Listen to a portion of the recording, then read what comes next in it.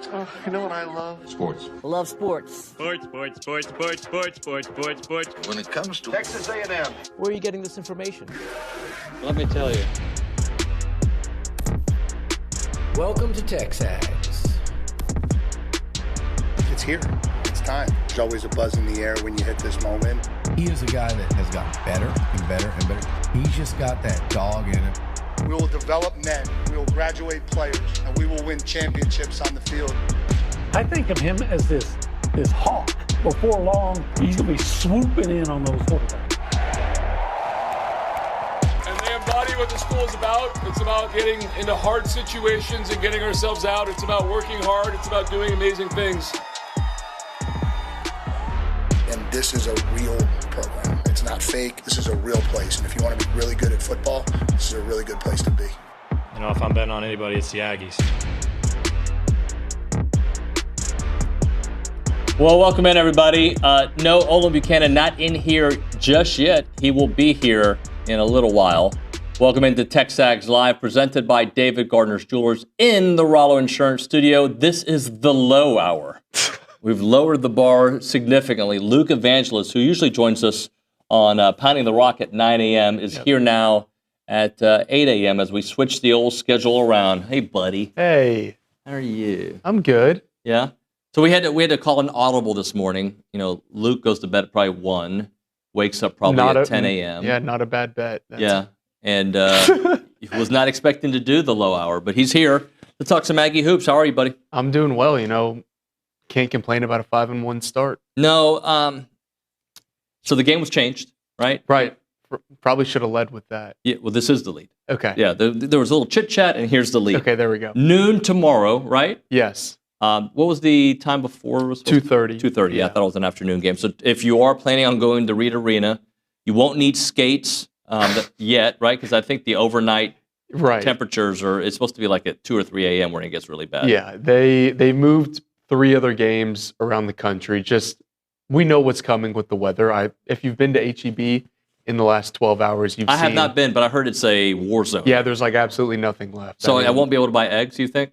Definitely not. Oh, Costco? Probably a better bet. That's where all the college kids don't go. So as we know... Unless their parents are in town. Exactly. As we know, the winter storm is coming, so the SEC moved a lot of games because of travel for the away teams, just to make sure that they can get in and out before it hits overnight. As we know, A&M playing South Carolina in a morning slot tends to provide pretty crazy things a la the football game. So hopefully there is not a dramatic comeback and A&M can just take care of business, but there are some schedule dynamics working against A&M. Last year, teams that had to play late on Wednesday and then the early slot on Saturday were 1-8, and then they're 0-1 this year. So it's never ideal to play the last game on Wednesday and then the first game on Saturday, but A&M gets to do both at home. If there was ever no travel involved, this is probably the best shot for A&M to beat those schedule dynamics. My buddy Travis Herzog, that name probably doesn't mean anything to you. He's the chief meteorologist in Houston at ABC 13, where I used to work. He's an Aggie. He says that it won't be as bad as 2021, at least in North Houston area, but he says the freeze is going to make it very interesting for anybody who's trying to drive. Yeah, 2021, that was my freshman year. And we were in the dorms, and that was probably the best place to be because you didn't lose power, and it was like a whole snow week. That was was that 21 when Kyle Field just looked beautiful? Yeah. That was Operation Storm Kyle Field. For legal reasons, I was not there, but allegedly some students did make it onto Kyle Field. Is that right? And there was a snowball fight. Allegedly. Any police involved? Can't remember. What do you mean you can't remember? You weren't there. All right, let's get into this team. One of the things that I've noticed about them is if it's a 15-0 run, a 19-5 run, like this team is full of runs. And I'm not going to do the back and forth of last year. But there's been times in Aggie basketball where we'd see that the opposite way. Right. There would be these scoring droughts. And look, every NBA, every basketball team has scoring droughts. That's part of the game.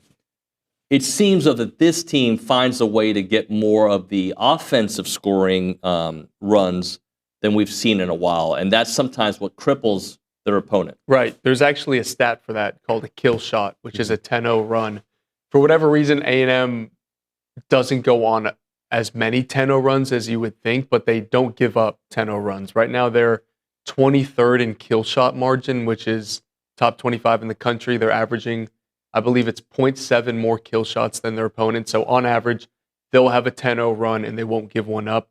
But it's often those 6-0 runs in 30 seconds or like a 9-0 run in 45 seconds that'll really turn the tide. That doesn't count as a 10-0 run. Right. But you'll take them as you can get them. And as we know, basketball is a game of runs. And when you have a team that literally just needs 30 seconds, a 3, a steal, a 3, a steal, and then a 3 to change the entire game, that is what is so exciting about this style of basketball. And then on the flip side, they have done a really great job of not giving those runs up because they haven't been turning the ball over as much in the last 4 games.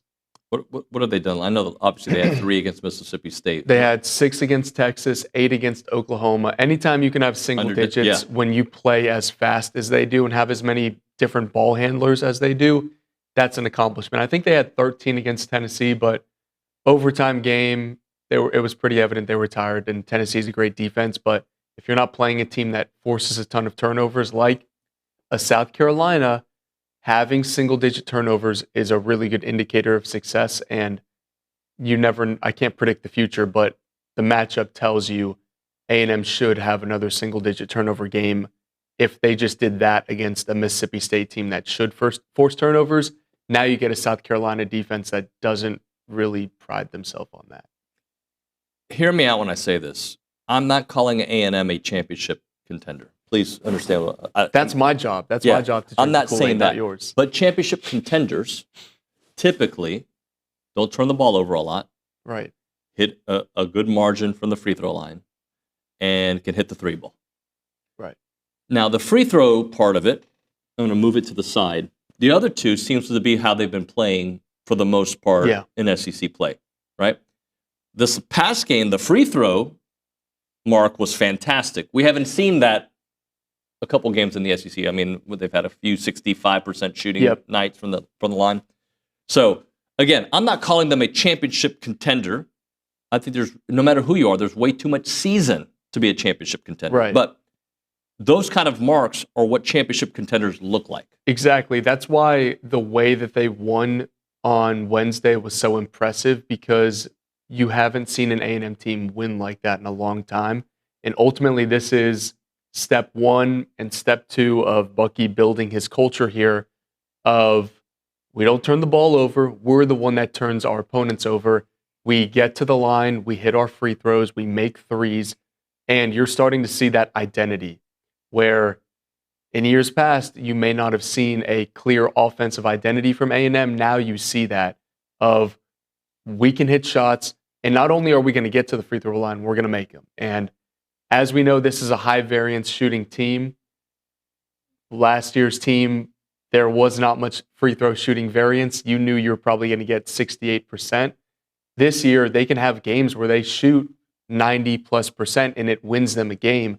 But we've also seen it where it loses them a game, like the SMU game or the Tennessee game. So it is a high variance team all around. And right now, we're in the high of that variance. You're not going to get much better than 5-1. They're shooting 60% from 3 in the second half in Austin. They shot 60% from 3 in the first half against Mississippi State. So this is very much a high right now. But the key is, instead of that law of averages averaging out, can they just continue to get better and better so that high just becomes the norm moving forward? And with how much experience they have, how many plays they now get to implement, I think you're likely to see that just continue to grow as time goes on. And ultimately, that's all you want in year 1 is, hey, can we get the foundation of our culture of not turning the ball over and making our free throws?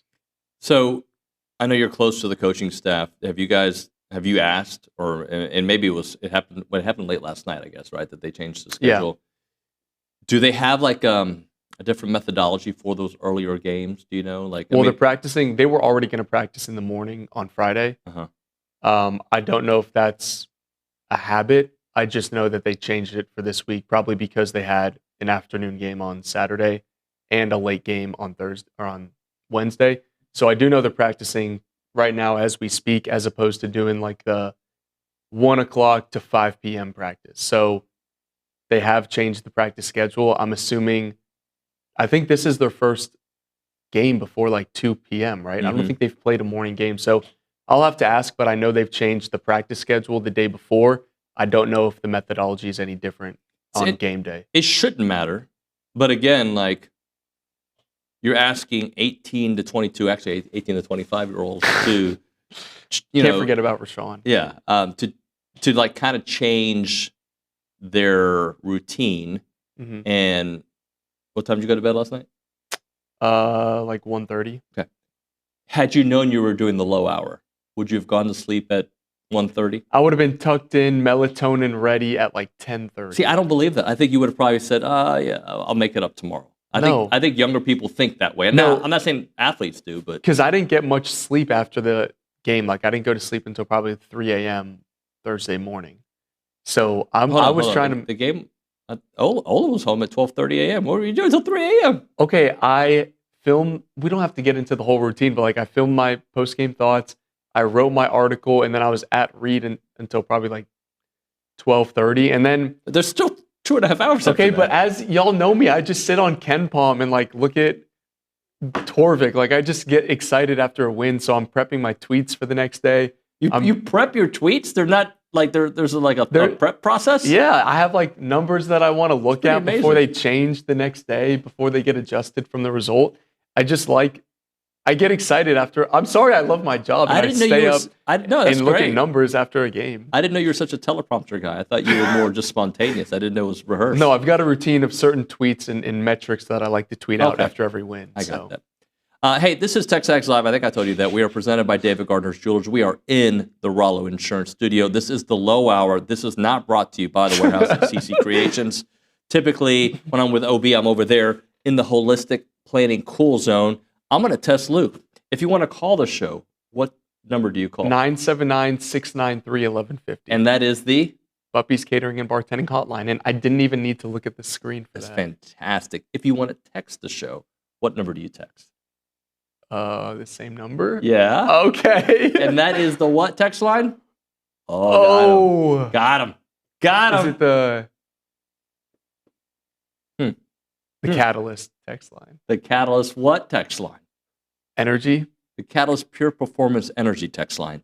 979. That must be a new wrinkle. 693-1150. It's been only 2 weeks. Thanks for listening to the Go Hour here on the Low Hour. Let's go around the room, left to right, and say hi to the humans that participate in this program. Behind the glass is Nick Savage, who got an early phone call from me and has been working on several things behind the scenes. Nick, good morning, buddy. Good morning. Yeah, I had an early phone call with you, with Josh. It's been an eventful morning, but HR? We're rocking and rolling. Yeah, HR violations, stuff like that. But, I'm looking forward to the game on Saturday. It's going to be nice to just kind of hang out. I don't know if enjoy the weather's the right term, but, I have a question for both of y'all. How are you going to spend the freeze, right? Since we have to go on lockdown and can't do anything, apparently. How are you going to spend your free time in the freeze? Let me ask you a question, Nick. How do you think I'm going to spend my free time? You know me pretty well. There will be fitness involved at weird hours. Yes, there will be. Cool. And I'm thinking about organizing my garage. That's a good. That's good physical. Yeah, physical activity. Yeah, there's going to be that because the last few weekends, and I'm including the holidays, and a bowl game, a playoff bowl game. I didn't get stuff done that I normally do. I was sick for Christmas. Are you saying your Christmas decorations are still out? No. Okay, good. Good. No, but like there's certain like organizational things I like to do whenever I have a break. Reorganize my closet, reorganize my kitchen, reorganize. Like there's a lot of reorganization. That's going to happen this weekend with basketball and fitness. Yeah. Luke? My weekend plans. Okay, so I'll probably get to Reed Arena. I love to get there about like 2 hours and 15 minutes before the game, which is totally overkill. Most people just get there like an hour and a half before. But I like to take it all in, feel the vibes for the day. I'll cover the game. I'll probably stay there until 5 p.m. and just kind of enjoy Reed Arena by myself. And then, I'll eat dinner, hopefully I can get back home and the conditions aren't too bad, and then I'll just probably hang out with the roommates. And I know this is riveting analysis. Yeah, I was glad you brought that to the I didn't table. ask for the full day schedule, but we got it anyway. Hey, by the way, somebody texted the Catalyst Pure Performance text line coffee. There was a time 2 years ago we'd give away free coffee if you texted the word coffee. It's been 2 years, sir. Wait, he might be the 12th texter, though. Yeah, it's been 2 years. Okay, we haven't done that in, actually, it's probably been, 8 months. Anyway, we go to the Angry Elephant News and Social Center. Mr. Nygren, how are you, sir? Good, how are you? I'm well. I don't know if your mic is on that one. Say it again. Okay. You hear? I don't even have. Okay. You're good. It's on? Now, yeah. Okay, we're good. So turning from men's basketball to women's basketball. Oh, gosh.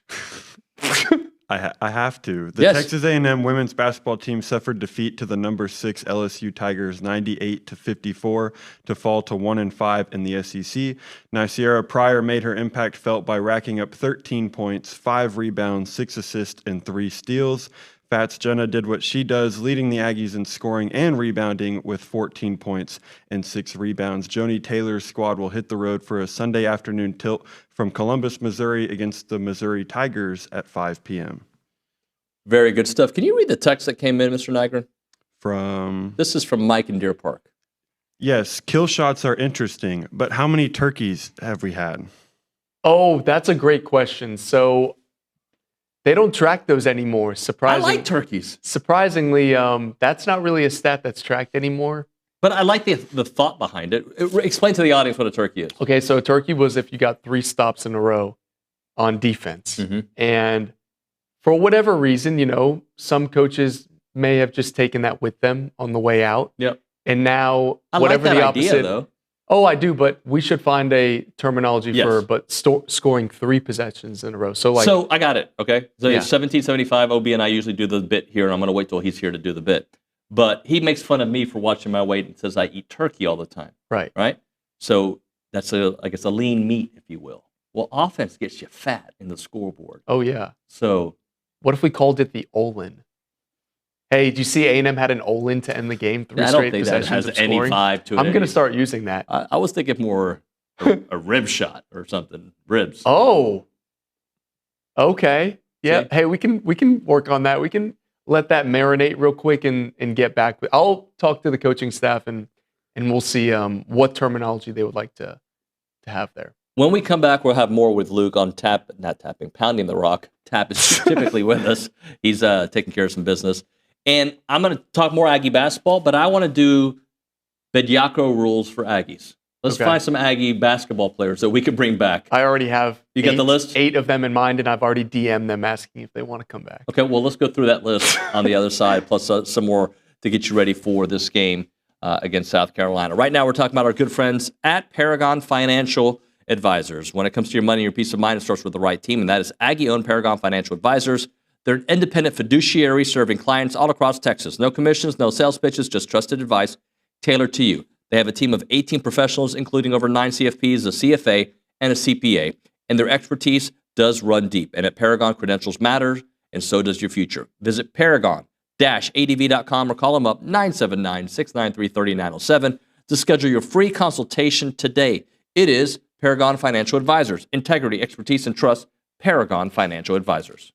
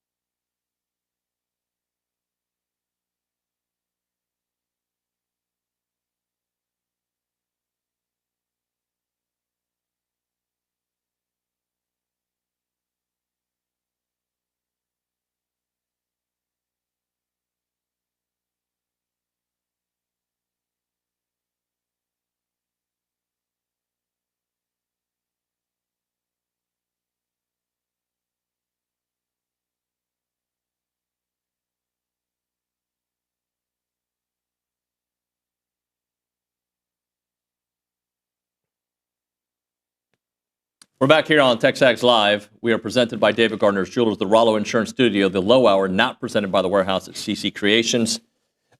James Ellis on the YouTube page says Luke needs to shave his head. When was the last time you did that? Sophomore year of college. I feel like I knew you when you did that. Were you working here? Nope. Have I seen pictures maybe? Probably, yeah. Have you not shaved your head once here with us? I mean, I've offered to do it multiple times. If, like I said, if A&M wins a regular season title in the SEC, like if Bucky does that in yours year comes one, with like, if other people's success, you'll do things to make yourself look bad. Exactly, yeah, because of the joy and the positive business and positive publicity that would bring not only to... But they already had the publicity. You should do it for teams that are struggling. No, hold on. But winning an SEC title would mean great things happen in year one, which would mean great things would happen for our basketball coverage, which means I would be willing to put myself back in the hair department and suffer the consequences of a shaved head. Wasn't I trying to talk you and Richard and somebody else yesterday into doing some like physical events? I think it was Nick. It was Nick that was doing it too. Yeah. And you just completely disregarded our conversation. Nick and I were having some real nice conversations about longevity, and you went from talking to me because we were having a great conversation about basketball. You were totally in tune, and then I started talking about health and wellness with Nick, and this is what you did. There's no way to really defend that. I want to say I was prepping for your tweets the next day. Yeah. No, for well, it did end up on Twitter, but the Jakari Lane film segment. I think nice job with that, by the way. Thank you. I enjoyed my conversation with him too. Very nice young man. He is, and he's always willing to come in, and I think that's really appreciated by the people that work here when you have an athlete that's willing to come in and so polite. I like polite people. He really is. I don't want to put him in like the Dexter Dennis category of like everything that was said about him coming out of Wichita State was like incredible, and he had those videos of Dexter cleaning up trash. Yeah. Like I didn't see any videos of Jakari doing that, but everything he's that heard, kind of kid though. Yes, everything I heard from the North Alabama people was like, this is literally our Wade Taylor. Like, this is our greatest player ever. He is, like, everybody loves him in the community. And so, why'd you make that face? Like, he was our greatest there, player ever? Yes, like, he was there. He carried that. No, I was going to say Wade's in the mix with AC. Okay, but more so what I meant was, like, in recent history, he was, like, how people here viewed, like, Wade Taylor. Okay, when you saw Wade around town, it was like, oh, my goodness, that's Wade Taylor. In the small town that North Alabama was in, everybody knew Jakari Lane and everybody loved I would say another Jakari person Lane. like that, and not to do too much revisionist history, is Henry Coleman was that Absolutely. same way. I would put him in that category of, like, when you see Henry Coleman, you think of A&M, and he is a great representative I might of even A&M. put Manny there, too. There's a lot of... that era of Aggie basketball, which just ended, not even a year ago, had some guys that, like, I think represent this community and this university so well. Yeah. And I'm so happy that Bucky's got those guys on the Exactly. Like Jakari was that at North Alabama, and you can see him being that here. The guy who is that right now, unequivocally, is Rashawn Agee. Yep. Like, everything about that guy, you go on his Twitter, it's nothing but Bible verses. You look at him on the court, and he, like, wants to kill somebody, but, like, in the nicest way possible. I will stab you with a basketball. Yes, he just embodies everything. I like to call him the bully of buckyball. He just embodies everything that you want from an A&M basketball player. And him and Rylan Griffin and Jakari, as we were talking about yesterday, like, I just hate that you only get 1 year of those guys. Because that's how I felt about Dexter. That's exactly how I felt about those would be guys that would become those Anderson Garcia and Wade Taylor and Henry Coleman players that you know exactly what A&M basketball is about. Is there a chance? I know that Aggie, there's no chance. But like the way the NCAA works now, you could be 36 years old, have a mortgage, have 2 kids, have had, professional careers elsewhere, and still come back and play. The Bediako rules. The unfortunate part about that is that Jakari and Rylan have already played 5 years. This is their 4th year in 4 years. So there is no more eligibility for them. If they had played earlier and gotten the COVID year like Aggie, maybe they could have come back, but we know who's out of eligibility. So explain to me the Bediako part of it, though, because I know they got an Alabama judge, who I think is an Alabama supporter, by the way, to give an injunction to let him play, and they're going to play. He plays against Florida, right? Yeah, Tennessee. Tennessee, but I think isn't Florida in the mix as well, or am I making that up? I think they might play Florida in a couple weeks. Okay, because I saw a quote from Florida about it. But anyway, that being said, I don't understand how it's even possible. Mm-hmm. Do you understand? Like, I understand that he's doing it, and I understand that there's a loophole. I don't know how. First off, how that thought enters your mind in the G League. You know what? I think I'm going to go study again. Well, I don't think it was initiated by him. I'm not initiated by Alabama? I'm not throwing rumors out there, but if you watch Alabama basketball this year, it is very clear they need an interior rim protector and dunker and physical presence inside. Like this is the way this team is constructed. They missed on Noah Williamson coming over from the Patriot League. And if he had hit in the portal, you're looking at Alabama being a top 10 team. And so they need somebody like Bediako. So I mean, I'm not throwing rumors or allegations out here, but I guarantee you Nate Oates just called up his former player and tried to spark up if there was any interest of. But how does that even, like, he's a G League player. Because that's what the rules are now. You saw a G Leaguer get eligibility and play kid. at Baylor. Yeah. Like, this is not out of the question of. But why is G League, like, had they played in the NBA, okay, so you shouldn't be able. No, because there was a guy that played NBA minutes that, like, is in the portal trying to get eligibility for next year. Like, it has lost full control. And do you understand why it doesn't make sense to me? It doesn't, because when you declare for the NBA draft, that is why the whole point of this Mackenzie Mbako decision of if he declares for the draft, he cannot come back. Like, he is in it. Once you declare for the draft, you forego all of your college eligibility that Bediako did, that James Najee did when he went straight from G League. Like, he went high school to G League straight away. Like, you foregoed all of that. Now, because Bediako's clock started in 2022, which means you have 4 years to play 5, this is technically the last year of his clock. They are arguing that he can just come back and finish because it's within 5 years. Like, you couldn't bring back Dexter Dennis because his clock started in 2019 and he's out of eligibility. You couldn't bring back Quentin Jackson because his clock started in 2019. However, if this whole 4 years to play 5 can be bypassed, you could bring back Quentin Jackson because he only played 3 years here. He had 2 years at JUCO, which since he graduated now don't count. So there are plenty of loopholes to get around. I don't think Quentin Jackson would actually come back because he doesn't have any relationship with this staff, and I think he's doing well for himself playing for the Pacers. But this opens up the door of thinking of, like, hey, if you can just grant a temporary injunction for a guy like that's the process they had to do for Aggie. Totally different situation. But he was a college basketball player. Correct. He was actually in college. Who's to say you can't just be like, hey, Robert Williams, you have eligibility. Do you want to come back the week of the Florida game so A&M can rebound against Florida and just grant him a temporary injunction, play for 10 days, and then he's ruled ineligible? But, I mean, does he have to go to class? That's what I don't think, is because Alabama was like, we support Charles Bediako on his journey to further his degree. That was literally the statement they put out. I can guarantee you this dude is not going to class for the 10 days that he gets to play at Alabama. Was he drafted?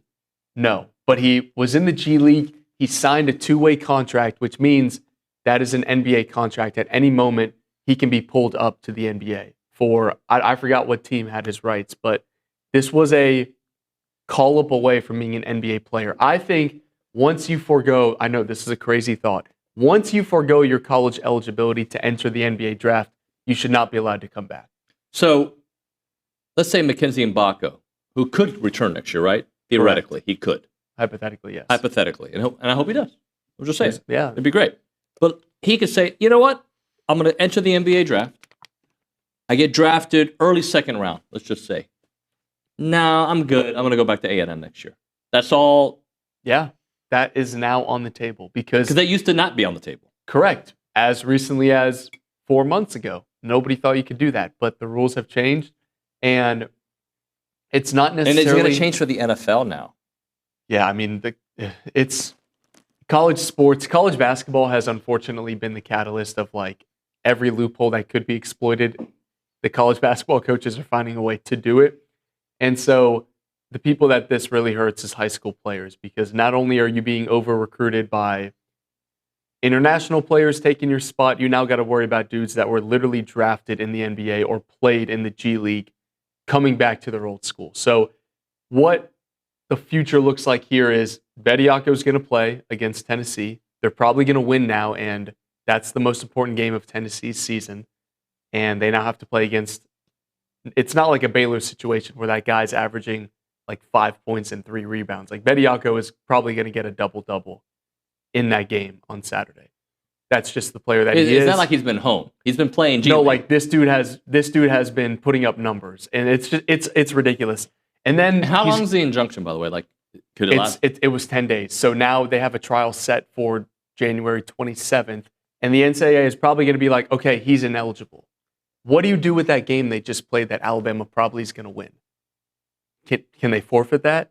Does that not go? Can the NCAA tournament look at that as a... Right. Does that not go on the team sheet now as a loss for Tennessee or a win for Alabama? Like, the questions and the answers that we're going to get over the next week are fascinating, because if they don't come out and say that that game has to be forfeited, you are about to see every single high major team in the country try and exploit that rule and get a player back for 10 days for their most important game.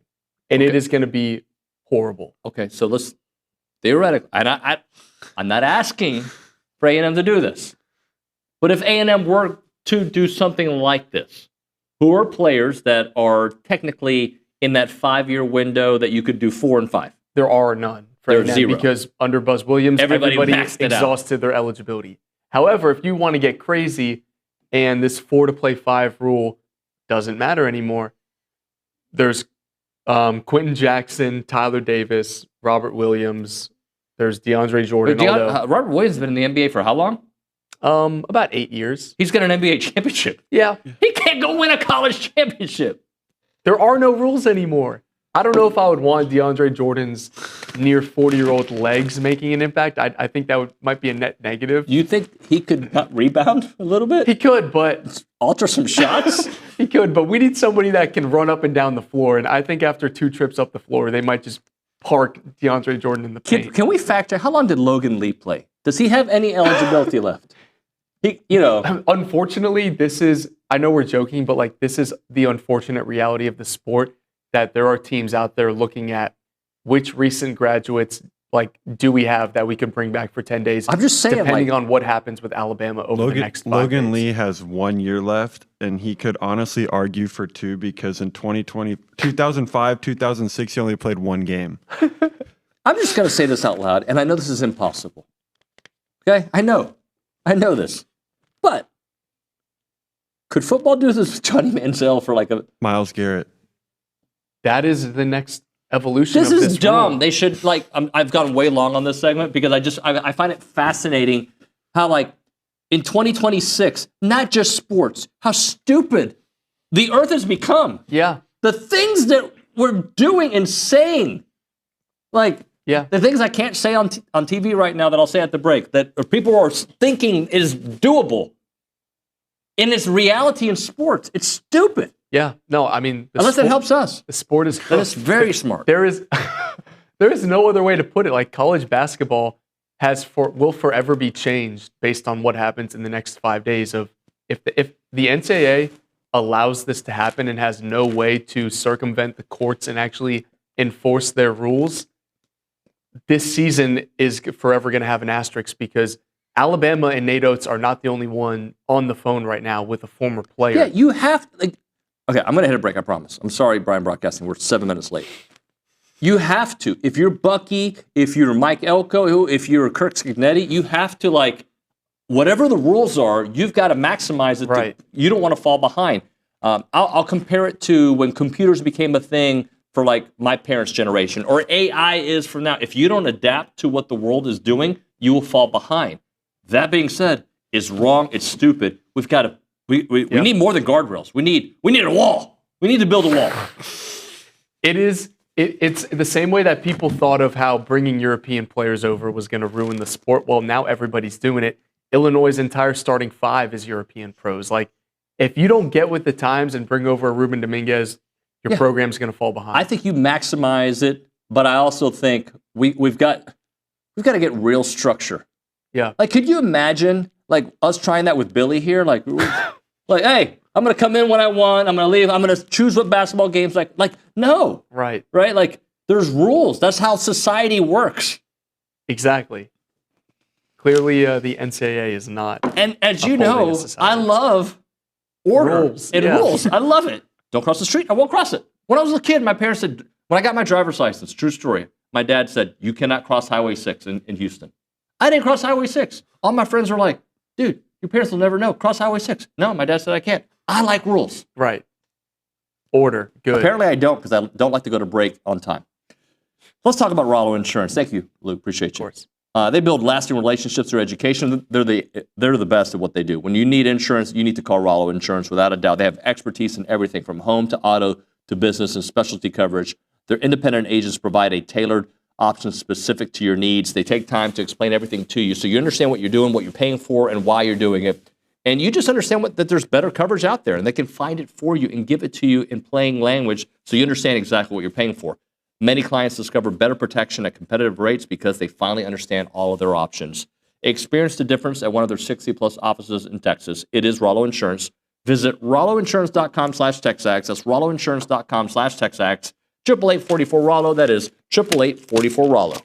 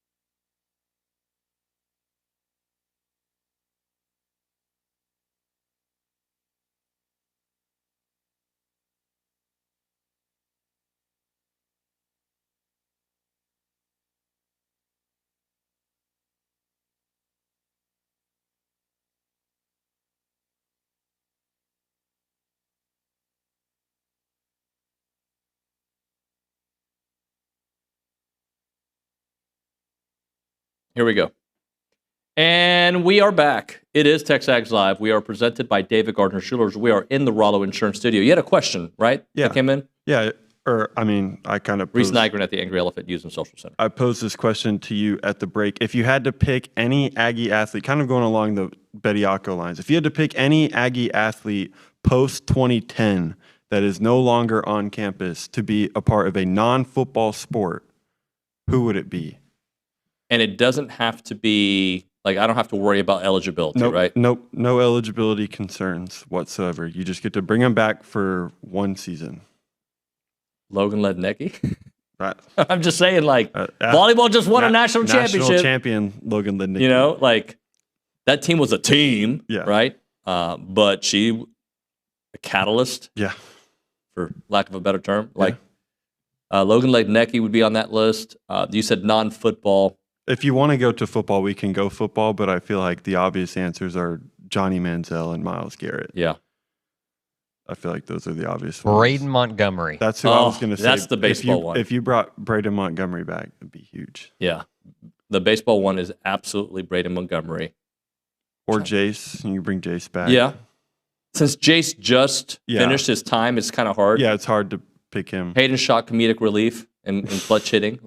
But no, like, we're talking about, like, the change, the current roster. Yeah, right? to better improve the current roster. I think there's many. I know your answer was a good one. Yeah, I said Robert Williams, like Luke said, because a 7-footer is just about the only thing Buckyball is missing right now. Yeah, and I think Logan Lednicki, it's brilliant answer, because what they did what we want every team to do. Yeah, I mean, she just finished her time here too, and it's super easy to be like, come back. Right. If she isn't 1A, she's 1B on that roster, right? Yeah. So she's up there. Emily Kennedy, softball. Emily Kennedy. Yeah. That would be amazing. That is a big one. I would love to redo last year, right? Just redo it, because it was so good until it wasn't so good. Yeah. It was. That's a good question. I'd like to go through the list. But if we could bring football players back from 2010, try to think beyond those. Like, there's so many, like Devon Achane, like, of course. Yeah. Like Josh Reynolds, bring back Christian Kirk, like, Mike Evans. Yeah, I don't care if he's 36 or whatever he is, right? Like, it doesn't matter. You're telling me Mike Evans couldn't do? But again, the fact that we're having this conversation and it's actually not ridiculous. I don't think it's going to happen. I mean, bringing Myles Garrett back is kind of ridiculous. Hey, I'm going to study again. I want to get another degree. He probably wants to study dinosaurs. Okay. He would come back and study dinosaurs. But it's 2026, and some of the conversations we are having on this planet, ridiculous. Okay? Yeah. Right? The things that I want to say, you can watch on another channel. I can't say them on here, but there are things happening that can't happen. No. Like, it was... I would love, like, honestly, I am 49 years old. Please put me on a middle school practice football team. Please. Okay? And I know there's some 6'4" guys that would kill me. Yeah, middle schoolers these days are not. Yeah, they're not like they were in my day. No, they're not how you think middle schoolers are. When I was a freshman in high school, this is a true story. I was 5 feet tall, 120. Okay? And I remember, I may have said this story on the air before. My mom was picking me up from practice one day. And she's like, oh, that's a young man right there. I wonder how old his kids are. And it was a man with a beard, full beard, 6'3", 250 pounds. And I go, Mom, that's Fauché Trotty. He's my teammate. Fauché Trotty. Yeah. Shout out to Fauché if he's listening. I don't think he watches it. Crazy name drop. But Fauché, that's a name I haven't said since 1991. So if any A-Leaf Hastings Bears are watching right now, give a shout out to Tyrone. What was Tyrone's last name? Tyrone Hudson and Fauché Trotty. Those are my guys. They looked like they were 36 when they were 15. Did they tell you to cross Highway 6? Yeah, there were some of the ones that told me to do that, no doubt. All right, when we come back on TexAgs Live, we're gonna have to bank on it. I gotta keep some order on this show. And then at 9 o'clock, I don't know if I told the people. I don't think we have alerted the people. Marty Smith. He's been busy these last few Mondays. National championship He's always game. busy. Yeah. We're going to wrap up everything in college football with Marty at 9 a.m. here on TexAgs Live. And that'll be the go hour, by the way. OB should join us at some point. I'm thinking closer to 9:30. We'll get OB here in studio. When it comes to preserving your farm or your ranch's legacy, it's not just about capturing pretty pictures. It's about capturing the essence of your land, what it's about to your family, what it means to your work ethic, what it means to your future. And that's what Heritage Films does when they tell people stories. When they tell people stories, they do these 2-hour documentaries that are going to be here and preserved for the next generation to learn everything about your operation, everything about your family structure, everything about your family. Whatever your family means to you and you want it to stick around, whatever your traditions are, whatever's so important to you, that will be captured in a heritage film that you can leave for the future generations. I've got many TexAgs friends that have done it, and they swear by it. I've done it, and I'm going to tell you it is a gift to your family that's going to keep on giving for the future generations. Check out the website, yourheritagefilm.com. yourheritagefilm.com, 713-893-8341, 713-893-8341.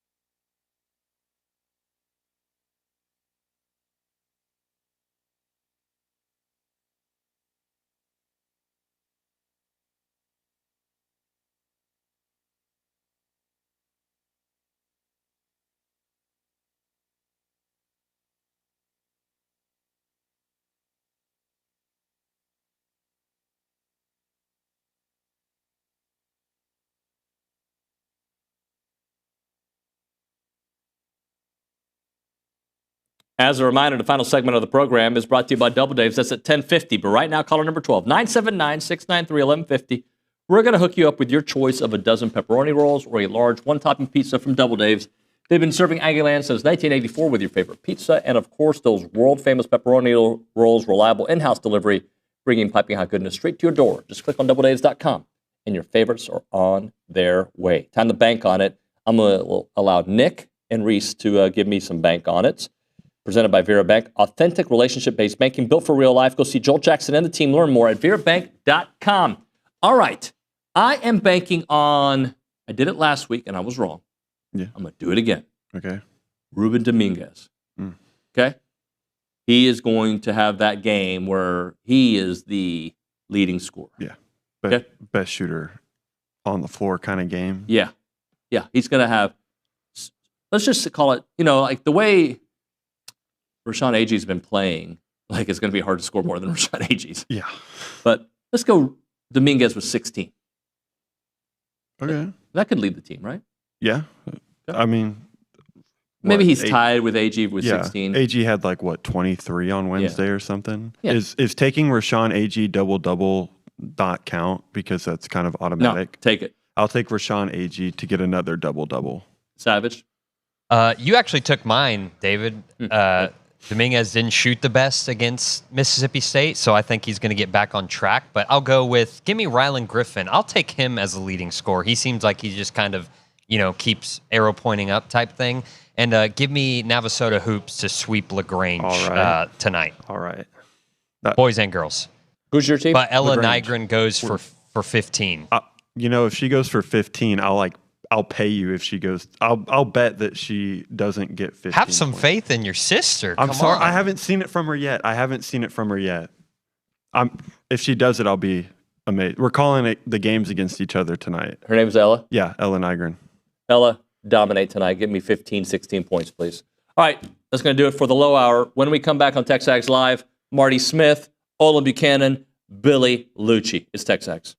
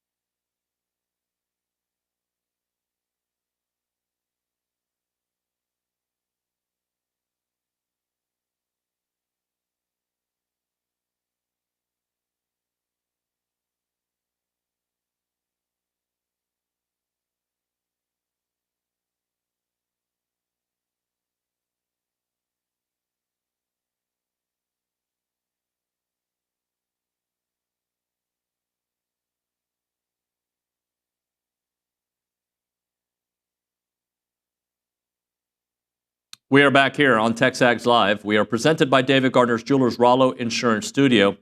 We're going to go to the Buppy's Catering and Bartending Hotline, talk to our good friend Marty Smith from ESPN. He joins us every Monday during the football season, and he's been busy. He's been running around, and he's joining us here again. Marty, good morning, buddy. How are you? I lost Marty. Can you guys help me with Marty? I hope you guys are. There he is. Hey, Marty. You guys got me? Yes, sir. Hey, buddy. Yeah, most Mondays I join you, but not all of them. I have been running around all over during the playoffs, but it's great to chat with you. I hope everybody down that way is doing well. I'm in the grocery store preparing for Snowmageddon 26. So, what city are you in, Marty? I'm in the grocery store. I'm in Charlotte. Charlotte. So you guys are expecting a lot of snow there too, right? Yes, a ton. And as you would predict, very little bread, very few eggs to be had at this point. But, yeah, man, we are definitely bracing for a biblical snowfall. Well, hey, we just found out, Reese Nygren, who works for us, just told me a minute ago, Pete Thamel's reporting, it looks like the 12-team playoff is here to stay at least for the 26th season. So I kind of like the idea of them not, messing it up every year or changing it up every year. I kind of like the idea. Let's give this a couple years and see how it works. Yeah, I completely agree with you, man. I think this year's playoff, for the most part, there were some duds, but for the most part, the games were really good, thrilling. Certainly, the national championship game Monday night was, and we had several of those games go right down to the last possession. And so I agree, man. I think we just leave it alone for a minute. I know some of the conference commissioners want to expand it further to 16, and in the Big Ten's case, 24, which to me is, I don't understand that rationale, but I would like to leave it alone too. That's good news. Well, you're speaking of how well these games are great. 32 million people watched the national championship game, which is the second highest we have seen in the playoff era. People were glued, and this is Indiana, who is not your traditional powerhouse, a team that a lot of people didn't know anything about before the season started. Yeah, but people like good stories, David. People, I'm sure. Well, maybe not you. You guys are a Texas A&M focused group, but I get asked all the time, man, who do you cheer for? And I say, I don't cheer for teams, man. I cheer for stories. And my God, the stories in that national championship game were just limitless. Whether it's a guy, these JMU upstarts and Coach Signetti and the whole Google Me deal and backing it all up and taking the statistically worst program in the history of college football and going undefeated and winning it all. And on the Miami side, it's all those decades of dominance and transformative personalities and transformative bravado and swagger. And then 20 years of futility. And under Mario, they reestablished the culture and make their way back to the national championship game. And again, I mean, you have the ball on the last possession with an opportunity to do something really special. And I'm going to tell you, man, standing on the field, my God, they were passing licks. It was an incredibly physical game between two really good teams and great coaching staffs. And I don't think either of these programs are going to go anywhere because of culture. And I admire both of the leaders of those programs. They've done a tremendous job. And heading into the national championship, I spent time in Coral Gables interviewing some of those legends that built the Miami Mystique, Michael Irvin and Gino Torretta and Jeremy Shockey and Jimmy Johnson, and went to Ray Lewis's house and sat down with Ray and learning about their perspective on that culture and why and how it was built and who built it and what it's like to see one of their own in Mario Cristobal bring it back. So, but just fascinating storylines throughout, and incredible job by Sig and his group to close the deal. And my gosh, if you would have asked any of us at the start of the season, hell, maybe even in October, if those two teams would have been playing for that national championship, I would imagine very few people would have chosen those two programs, but certainly worthy. A great game. Marty, to bring this back to A&M, and just what you talked about culture, when you talk about culture versus stars, if you're trying to pick, you obviously need stars to win, right? You need really good players, but culture trumps that. And if you look back at the 2022 Aggies, that had the #1 recruiting class of all time, all about talent, right? That team faltered. There's got to be the right balance, and I think that's the beauty of what Indiana did, and really, I guess what Mario did with Miami as well, is get the right kind of dudes for your program to buy into what you are trying to do, as opposed to trying to shift into what the players want to do. Absolutely. That's absolutely right and well stated. It has to be a balance. And look, I remember reporting for Sideline CEO and talking to Lane Kiffin, and I was talking about culture and how important it is, and where trust lives in that equation, and where crisis management lives in that equation, and where communication lives in that overall equation of culture. And he stopped me and he goes, man, look, talent supersedes all. And when you get talent in the door, then you have to inject your specific culture and who you want to be into that group of young men. Sometimes it works, sometimes it doesn't. I mean, I would argue that over the past 15 years, Dabo Swinney at Clemson had the best culture in college football, certainly one of them. And they won a lot of games, but he also was getting generational quarterbacks, generational defensive fronts. And right now, I would argue that his culture is still great, but, he's trying to find that balance of, I got to get this talent in the door because he wants to be a developmental program. I think a lot of coaches pride themselves on being developmental coaches.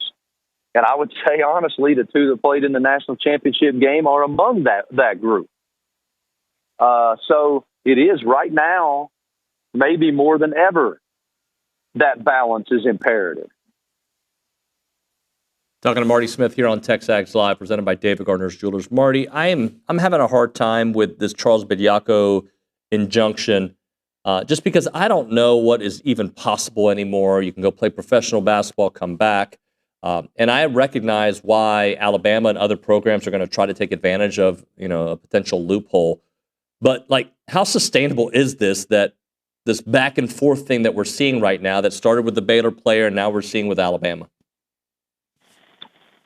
Of everything that we've discussed over the past several years now, at the intersection of the NIL, transfer portal, conference realignment, egregious amounts of money, shocking amounts of money, unregulated free agency. We talk about it ad nauseum everywhere I go. Again, I'm in a grocery store right now, and I was in the ice cream aisle a minute ago, and a guy asked me about it. And so all of that,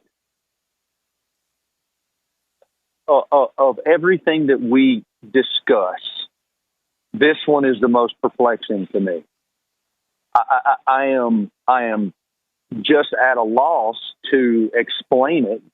And to your point, if I'm a college basketball coach and that is an option at my disposal per the current rules, then go get it. But I don't understand how in the world this is okay. I can't rationalize this one even a little bit. So yeah, I'm with you, man. I don't. It just, to me, completely circumvents the spirit of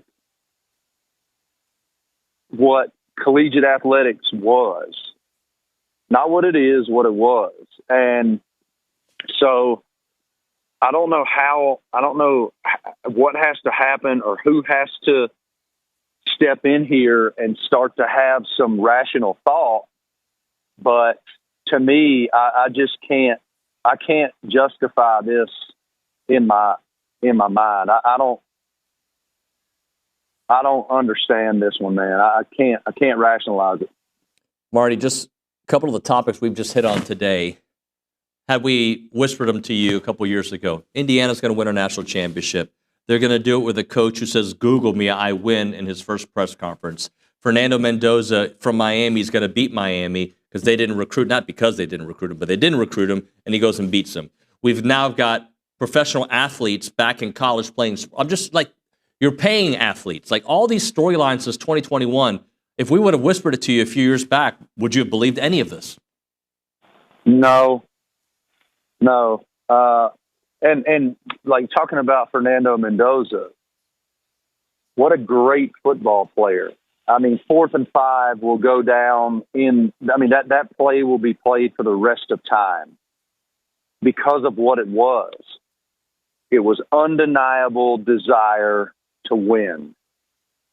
Body be damned, safety be damned. I mean, 3 Miami players knocked the hell out of him on that play, and he succeeded.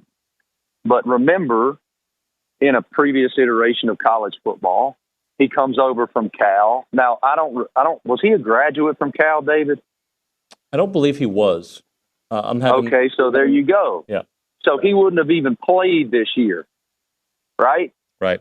At Indiana in a previous iteration of college football. And so the landscape, as unregulated as it feels, I always give this caveat, man. When you turn on the television on Saturday afternoon, you can't deny how exciting the product is. And so I don't know. I saw Jay Billis kind of go nuclear on All the Smoke podcast with Stack and Matt about coaches transitioning from jobs to jobs or jumping from jobs to jobs versus players doing it, and how we're really critical of the transfer portal, but coaches can do it. And Jay has had that opinion for a long time now. And it's just like, but if you analyze this, how do you fix it? I get asked this every day. You might too, on all of your programming. Question is, I don't know. I don't know. Mm-hmm. But no, man, if you would have asked me 2 years ago or said to me 2 years ago that this would be what we just witnessed, absolutely not. I never would have believed it. Marty, I told you wrong. Fernando did graduate in 3 years from Cal. But yes, your point's well taken. Could have played. So let me just close out with A&M thoughts with you. And such a great step in the right direction, such an unfortunate finish to the season. We feel a little better about it after watching what Miami did. Overall, considering this has been the best year since 2020, a lot of those dudes are moving on to the NFL. How do you think we should look at A&M moving forward? Again, it goes back to that culture thing. Coach Elko, his staff, they're about ball, man. And they do such a good job in this era of preparation. He has talent in there. To your point, I mean, there's so much talent exiting, but I just feel like it's going to be a reload prospect. And I really like what he's done down there. I know you guys do, and you should be nothing but optimistic. Now, isn't it interesting, like the SEC, you know, the narrative is, okay, 3 straight years without a national championship, and that's the truth. But I was doing a chat on the morning of the national championship with a bunch of folks who bought suites and whatnot at the game, and they were asking me, you know, is the SEC in trouble? No, hell no, it's not in trouble. In my opinion, and I look at that completely objectively, A&M is very good. Georgia is very good. Alabama's still very good, no matter what anybody wants to think. And I could keep going down the list. You know, Vanderbilt, Texas, we can keep going. Ole Miss, LSU with Lane down there. He's done a great job in the portal, acquiring talent with Levitt and all those great players that are coming into Baton Rouge. So I think that the league is going to be just as difficult as it always is, and we'll see what shakes out next year. And by the way, as we chat here, what is it, January 25th next year? So we would not have even played the national championship yet in 365 days. So, yikes. Marty, man, we thank you so much for joining us this football season. I hope to do it again next year, and you're the best, man. Always appreciate your time. Y'all are first class, my friend. Everybody, make sure that you put your salt down. Go buy some bread. Go buy some eggs. Because according to the great Brad Panovich, our superstar meteorologist here in Charlotte, it's going to be a heater in the whole Southeast. So appreciate you, brother. Y'all be good. You too, man. Take care. That is Marty Smith on the Bubby's Catering and Bartending Hotline. We'll hit a break. And Olin Buchanan, we're doing the go hour at 9 o'clock, at 9:20 to be exact. If you're looking for a reason to move back to Aggie Land, or you already live in Aggie Land and want a new opportunity and maybe just need a gig because you want to move here, check out the Association of Former Students. They hire professionals from time to time in different departments, from fundraising to sales to student programs to many more, communications, you name it. They're the nation's premier alumni association and the oldest organization supporting the Aggie network. They play a part in every Aggie story from Howdy to here. Don't miss opportunities to help out the association with Howdy Socials, Aggie Green Day, class reunions, and everything in between. Join a team that exemplifies those Aggie core values of excellence, integrity, leadership, loyalty, respect, and selfless service, all in support of that worldwide Aggie network. If you're interested in joining the team or sharing with someone that would be a great fit, please visit tx.ag/association jobs to apply and get more information on each position. It is the Association of Former Students.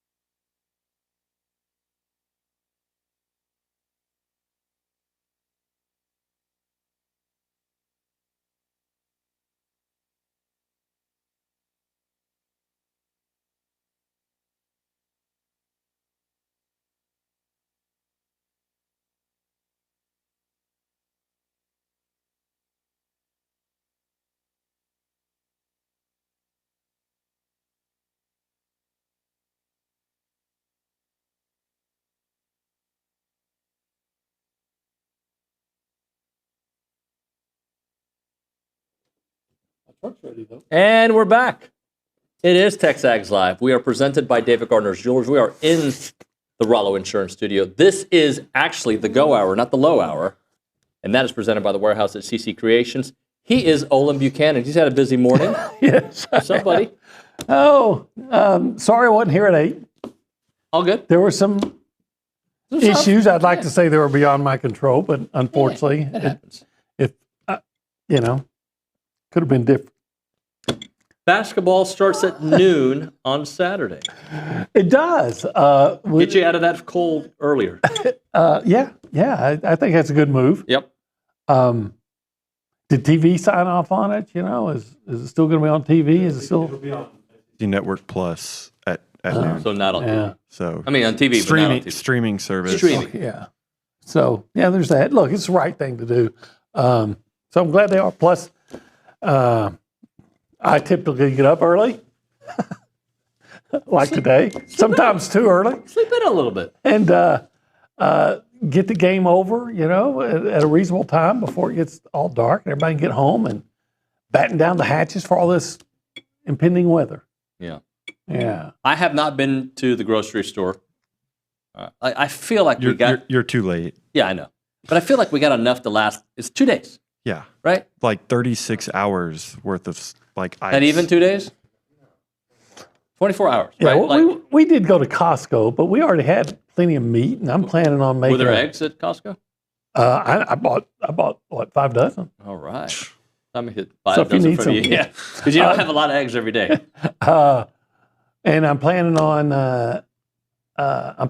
making a big pot of gumbo on Sunday. Okay. So we're ready. I mean, we're ready for it. Yeah. Yeah. All right. So let's basketball wise, I'm glad they're moving it up. Yeah. Let's let the good times roll. Let's do 3 things we want to see from the Brazos Running Company. From running shoes to Aggie pajamas, this Aggie family's got you covered. Visit Brazos Running Company in Century Square or shop masonhay.com to get your Aggie pajamas. Obi, what are 3 things you want to see this weekend? Yeah, I want to see the Aggies do the things that they always do to win. I want to see them force a lot of. How about at least a dozen turnovers? I want to see them hit at least a dozen threes, right? They didn't need a dozen threes the other night. A dozen threes, okay. A dozen turnovers. And I want to see them get to the free throw line and shoot. Of course, we want to see them shoot like they shot the other day. 75 and above. 75 and above. And I think if they do those things, that they'll continue winning. Yeah. And, if I could add another one. Come on. Another thing they always do is I got to go back and double check all this now, but it seems like A&M always, or at least while they're in this hot stretch, always outscores their opponent in the second half. So keep that going. Keep that going, yeah. But I want to see them do the things that have done. They have this formula for success.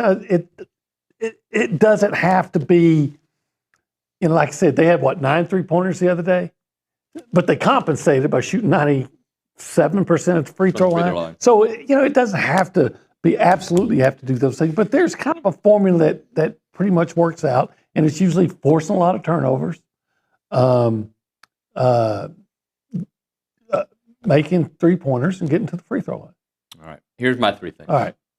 If it's going to be cold and we're going to be stuck in our house anyway, can I get snow? Yeah. You know what I'm saying? Like, I don't want ice. Not too much to ask. I mean, I know it's not going to happen, right? Based on all the projections, right? But they don't. I mean, do they know? Max probably knows, but I want snow. Okay. If we're going to be stuck at home, I want to be stuck at home with something pretty to look at. Yeah, but it really doesn't. Wouldn't that be pretty. Elizabeth? Yeah. Okay. But she's not going to want to look at me. Okay. So we got that. Aggie basketball. Let's keep it going. You know, the efficiency that they're playing at, and Aggie women. Can we stop the bleeding? It's been a rough stretch for our Aggie women. Yeah, it has been. Really, like more than rough. Yeah, I'm concerned about that. I am too. Yeah, I am too.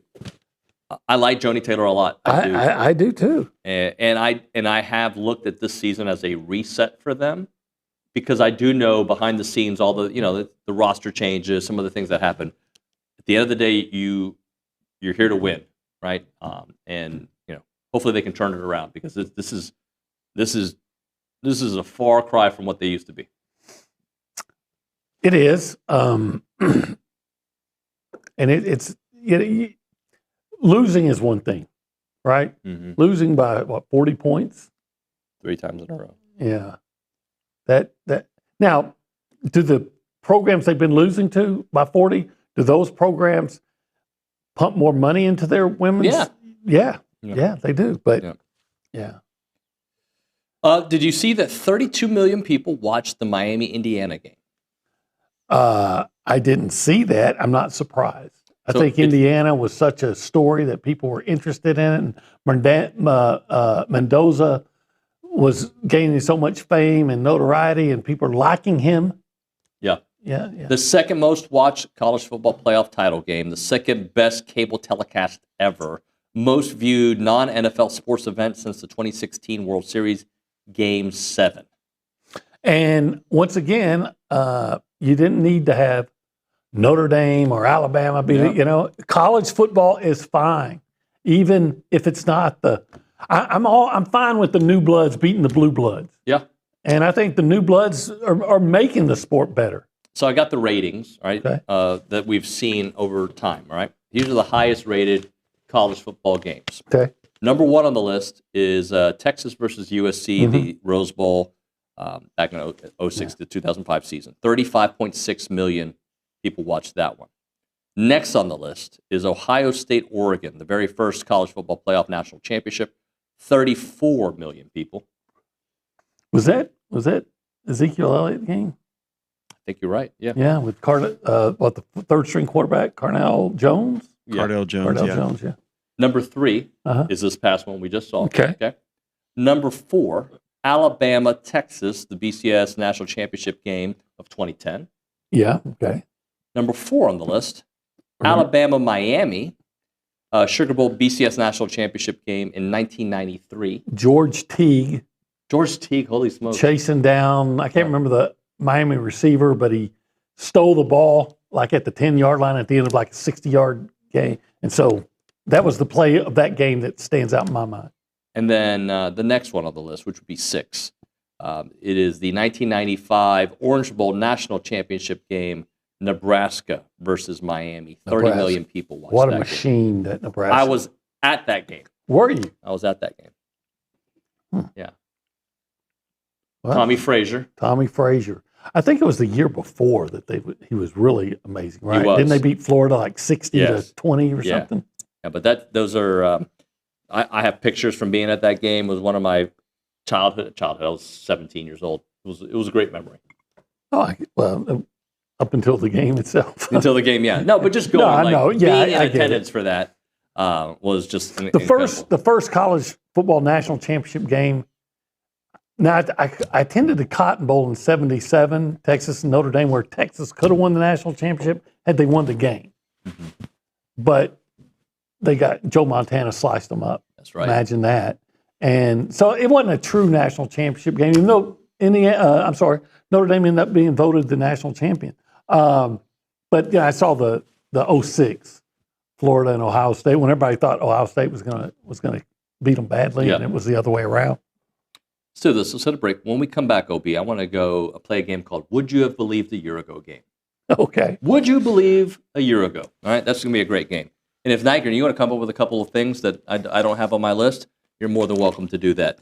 OB, I waited because I feel like if I have an opportunity to talk about 1775, I've got to do it with you. You're like the Jared of Subway for 1775. Whoa. Sorry. Whoa. You're like, let me think of another guy. Who's another, like, the Flo from the commercials, the insurance Jake from State Farm. Yeah. That's one. Although I'm a Rollo insurance guy, I'd be the person on that show. You're that for 1775. You're old Sarge for 1775. Well, we're getting better, that's for sure. Yeah. It's because I genuinely... You're the elephant for... Never mind. Go ahead. I genuinely enjoy the food at 1775. It's genuine. Yes, it is. Yes.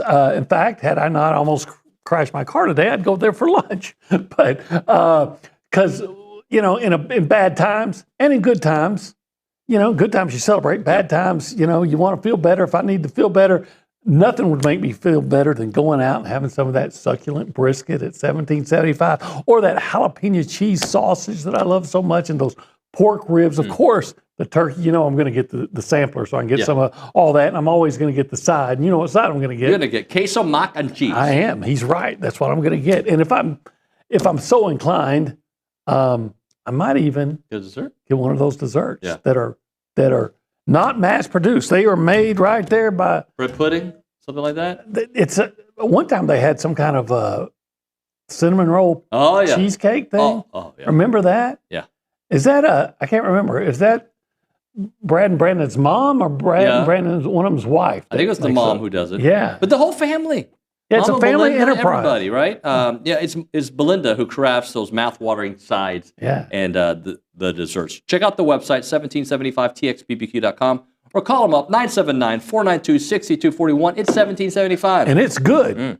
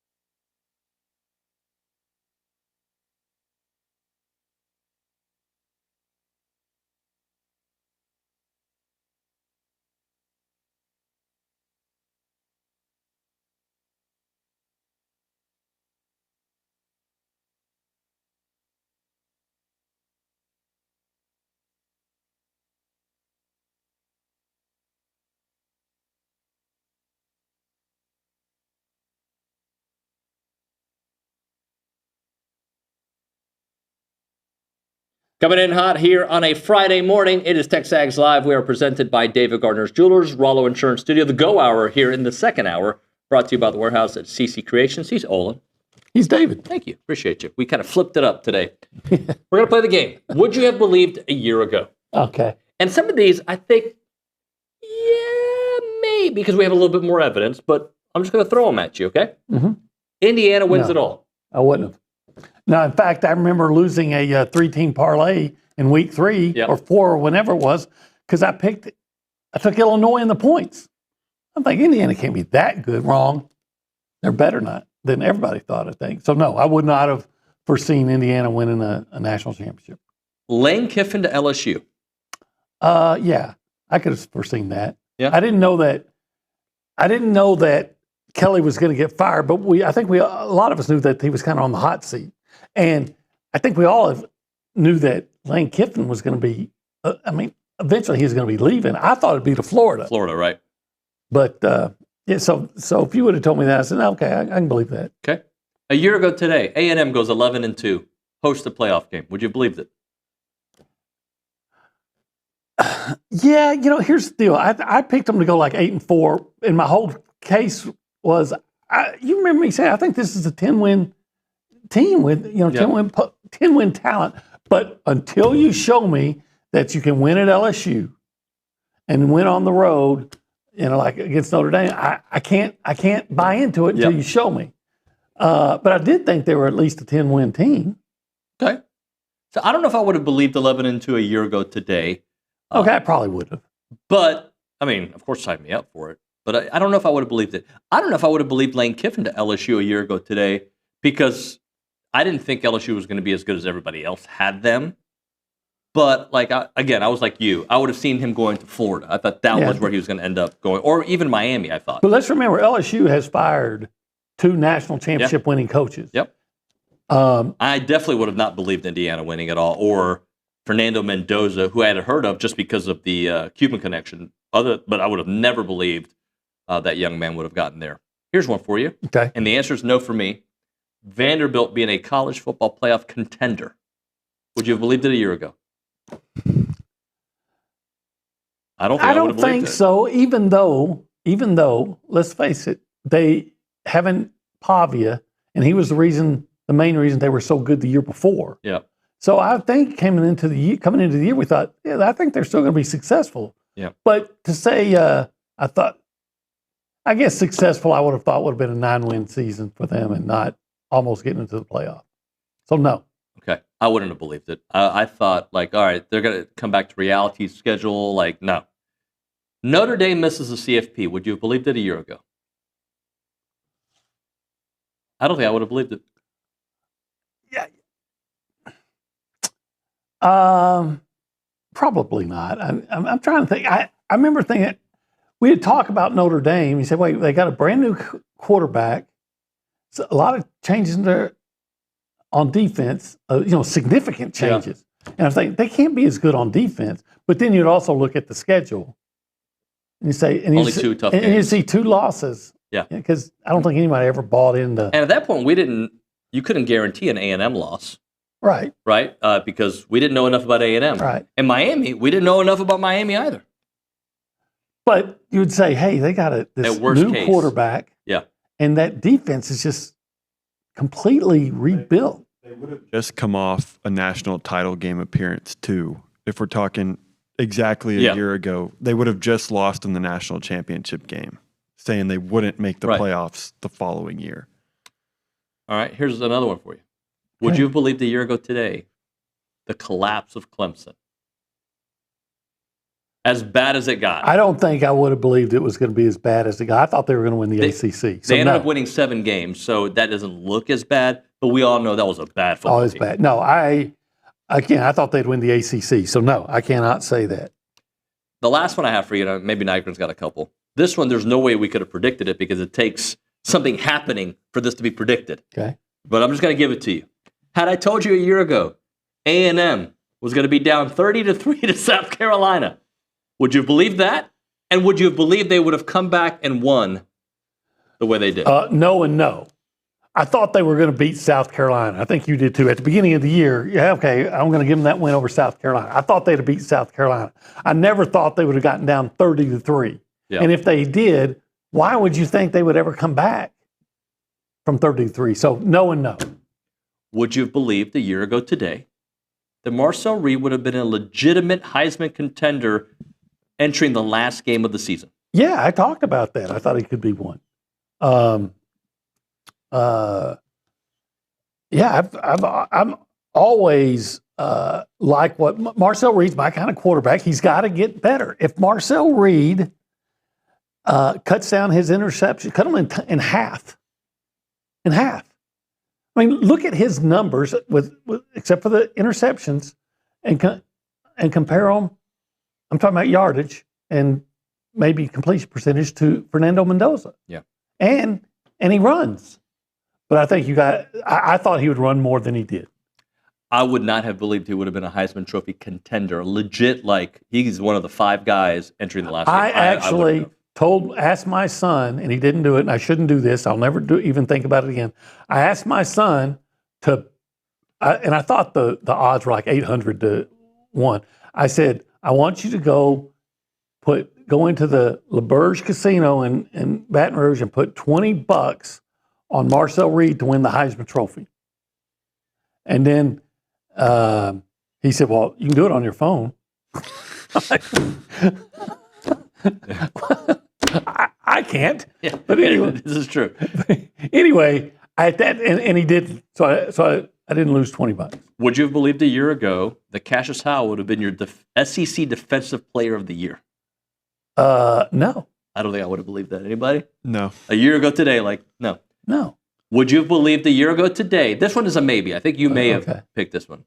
That Casey Concepcion would win the Paul Hornung Award, which is the most versatile player in college football. Well, yeah. If you tell me Paul Hornung Award, I'm like, what? But the most versatile player. Yes, because I was. Yeah, you were high. I mean, all you had to do is see him play against a good team when he was at NC State. You go, okay, this kid's special. And the Earl Campbell Award this year, which went to Haynes King, who I voted for. By the way, I'm a voter for that. Oh, good. Would you have believed that he would have had the kind of season that he had, that he actually was a Heisman contender up until, middle of November, early November? Yeah. Would you have believed that a year ago today? Yeah. I mean, he had a really good year the year prior, so right, maybe. Yeah. I can't remember. I think I had Haynes in my first Heisman list. I think I did. Mm-hmm. Look, Haynes was good at Georgia Tech, and then being an East Texas kid, the Earl Campbell Award who's out of Tyler. There's 40 miles between. Yeah, I'm sure he deserved it. I'll say this: no team's success I think was about one person more than Georgia Tech, and that includes Mendoza, because I thought they had a better team. So if we obviously than Georgia Tech. So here's a question that you cannot answer, but just for kicks and giggles, do you have any that you want to throw out our way? I mean, would you have thought Penn State would have fallen off a cliff like they did? Probably not. Not to that degree. I did think that they were overrated, because I'm thinking everybody wanted to put them number one, and Drew Allen's still the quarterback. They're either 1 or 2. You said that early on. Yeah, I've never been. I'd watched Drew Allen like, this guy sucks. Or if you would have quarterbacks sign contracts with schools and then enter the transfer portal. Would you have believed that Lenore Sellers was going to have the underwhelming season that he had? Yes, I called it. Oh, did you? Okay. I did. I called it at SEC And Media. Garrett Nussmeier as well? I don't believe I called Garrett Nussmeier, but I definitely called Lenore. So when I say called it, I was like, there's no way they're going to be as good. There's no way. And I said, and I think Lenore Sellers, part of what made him great was this, and this. I didn't expect him to have the first half he had against A&M. Well, my take on South Carolina was always, I'm skeptical, this time last year, because of everything they lost on defense, and they could not possibly be as good on defense. But I was like, offensively with Lenore Sellers, they may compensate to some degree. I thought losing Rocket and one of the wide receivers, I was like, there's no way. No, I think Rocket, when you go back to that game that A&M lost, I guess now would be 2 seasons ago. Yeah, Lenore's is the main reason, but who got them going was Rocket Sanders. How about Lagway. I would have believed he was transferring, yes.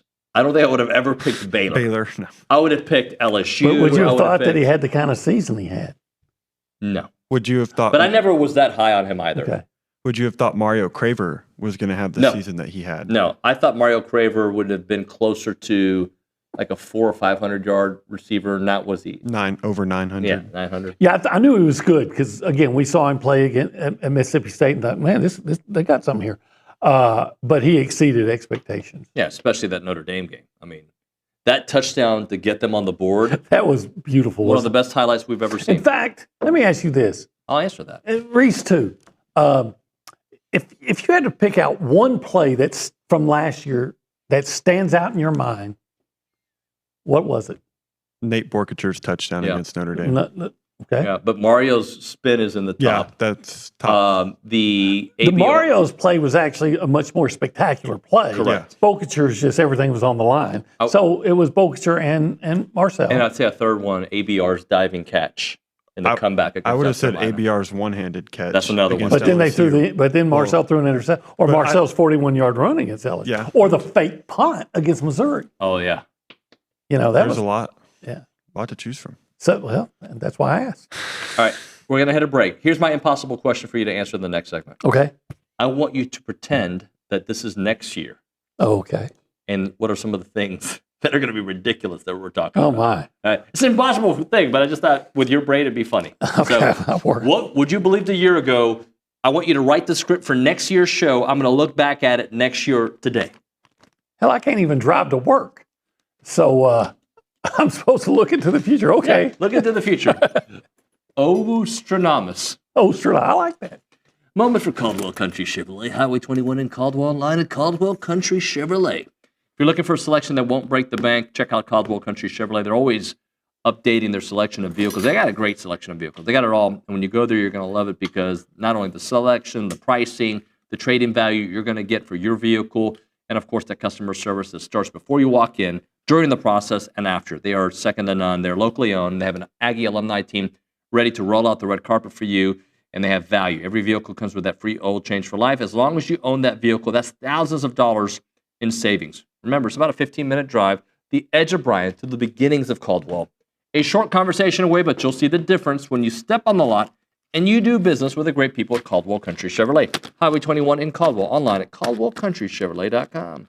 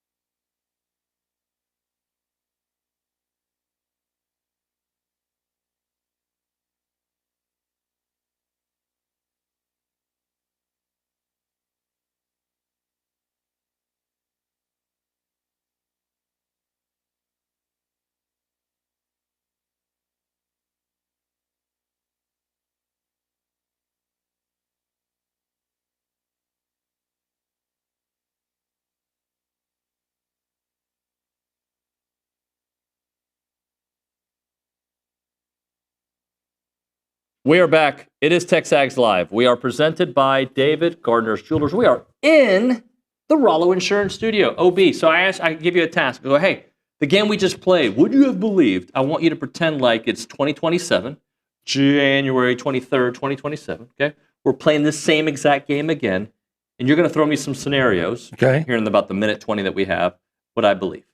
Would you believe that USC will fire Lincoln Riley? I think from a production standpoint, yes, but I looked at his buyout. I think a year from now it would be like $90 million. Wow. So, I mean, that would be more than Jimbo. I don't know if I'd believe it, but again, I don't think I would have believed Brian Kelly getting fired as quickly as he was as well, or Jimbo. So that'd be amazing. Would you believe that Alabama isn't bowl eligible? I haven't looked at their schedule. It's soft. Soft schedule. I think they'll be bowl eligible, but would I believe they fire Kalen DeBoer? I don't know if I'd believe that. Oh, I believe that. I don't know. I think they don't make the playoffs. And do they fire him if they don't make the playoffs? Yes. And then does Lane Kiffin go there? Hey, LSU you want to dance with the devil? I think LSU has more money than Alabama. At least That's what players. Feinbaum tells you. Yeah. One more. You got any more? Would you believe? I thought I had another one. Sorry, I choked under pressure. Was that? We have the one from Dave and Yeah, Aggie. Give us that one. Next year, we will see a former college football player sue the NCAA to be able to come back and play college after trying professional football. I'd believe that. Would you believe LSU is in the playoff under Lane Kiffin? Yeah, I'd believe that. Texas wins national championship. Obi, stick around for a few minutes while we wait for Billy's TexAgs Live.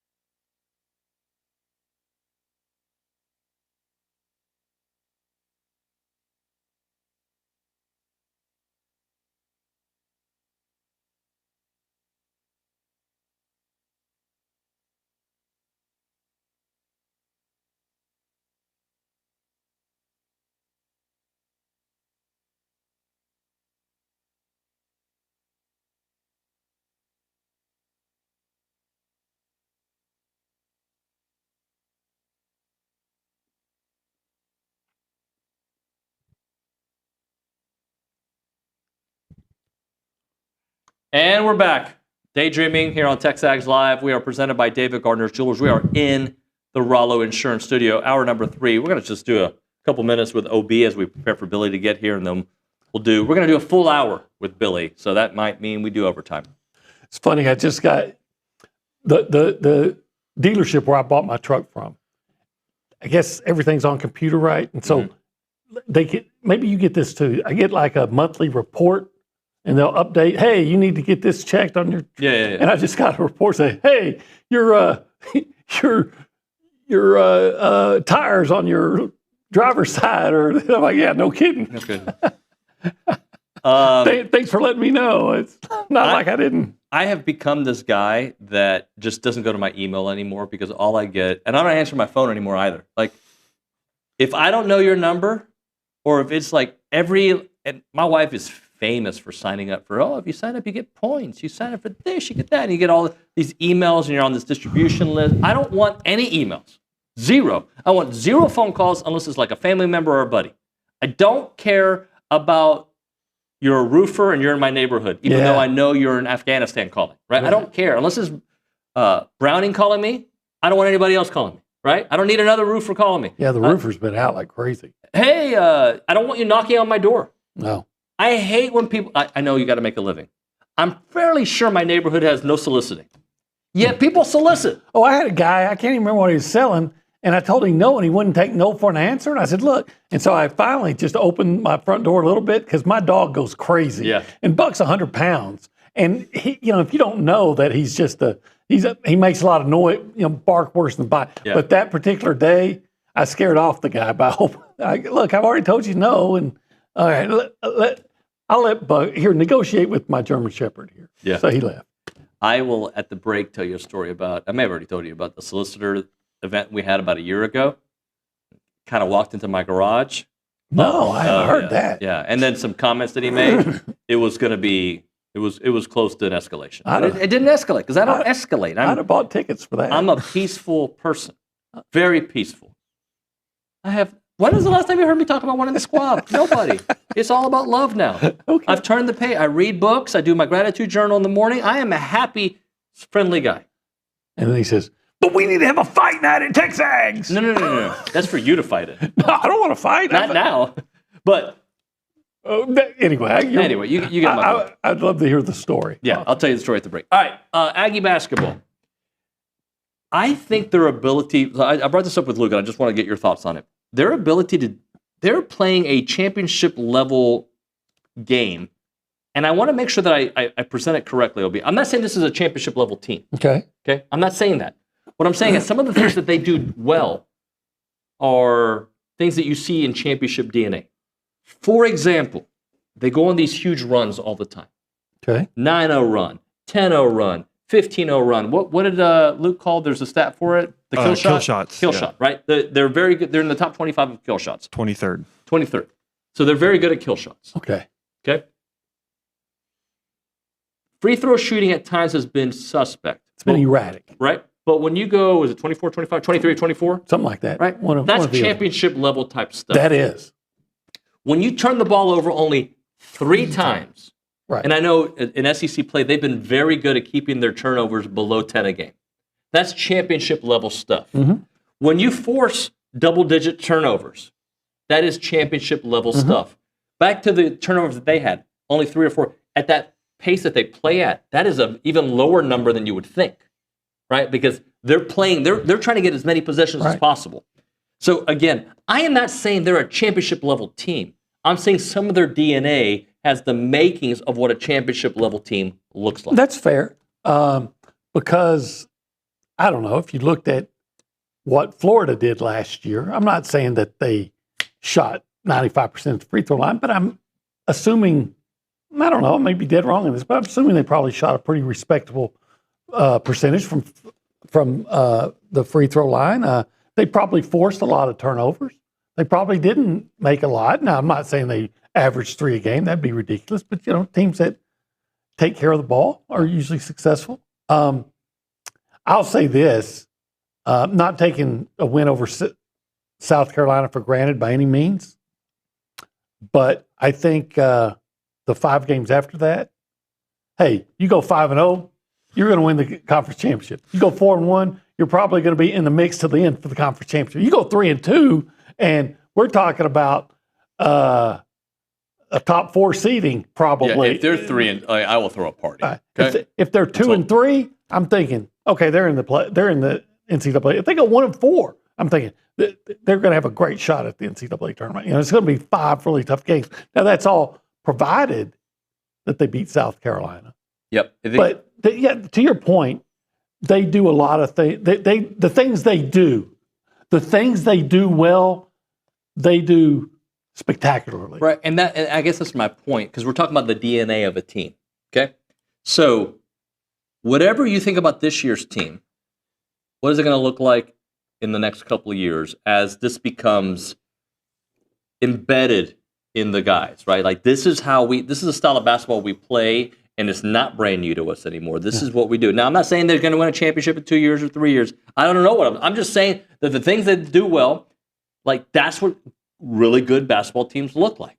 Yeah, I think you hear Bucky say, "Look, we're not going to have athletic people, and we're not the biggest team. They have their limitations." Yeah, I think, and I've said this, one of the assets of this team is they understand their limitations. So what they do well, they do extremely well, and I know what you're saying. You say, what if we see a team 2 or 3 years down the road that physically matches up to SEC and nationally elite teams? And they can do the things that this team is really good at. And they do the same things. Then you're like, okay, why can't you assume? Right. Why can't you have realistic goals for a Final Four? If you have teams that are, again, more physically representative of what you typically see among SEC elite teams, and then they're doing these things that they do well at a high level. And I'll go back playing that game we played earlier. I'll go back to a year ago, right? Like, I thought Buzz's team, they had a lot of limitations. And some of the things that ended up biting him in the butt, we said would bite him in the butt. These long scoring droughts. They had long scoring droughts. All season long, a lot during Buzz's tenure. But we did see a world where, like, all right, matchup-wise, if A&M is a top 4 seed and this and that, like, they could get to a certain point, like, maybe they can be a Final Four team, right? So I look at this year's team. I don't even know if they're going to make the tournament. But if we're going to predict if we think they go 2-3 in these after South Carolina, so let's call it. After South Carolina. Let's say they go 3-3, because I'm going to include that, okay? 3-3, right? And that gives you, at that point, 8 wins, right? Right. 8 and 4, we have 6 games left, right? Can you get 3 more wins? Because I was talking to Luke about this. 10 might get you in the tournament. It's not a guarantee to get you in the tournament. 11 should get you in the tournament. Depends on who those teams are against, those wins are against, right? I think 10 you're probably feeling confident. 11 10 you feel really good about it, but then you're going to leave it to the hands of the committee, and they're going to say your non-conference wasn't good enough. You had an easier schedule in the SEC compared to some of the other opponents. Who did you beat? You better win one in the SEC tournament. Yeah. And quite frankly, would it surprise you if they went to Georgia and won? No. I mean, they're going to be underdogs, rightly so, and Georgia's playing good basketball, and they're on the road. Yeah.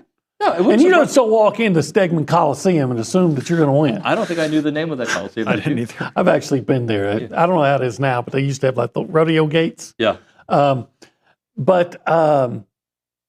then would it surprise you? Look, I'll be honest. It's going to surprise me if they beat Florida, no matter where. But would it surprise you if you beat Missouri? I don't think so. No, wouldn't surprise me.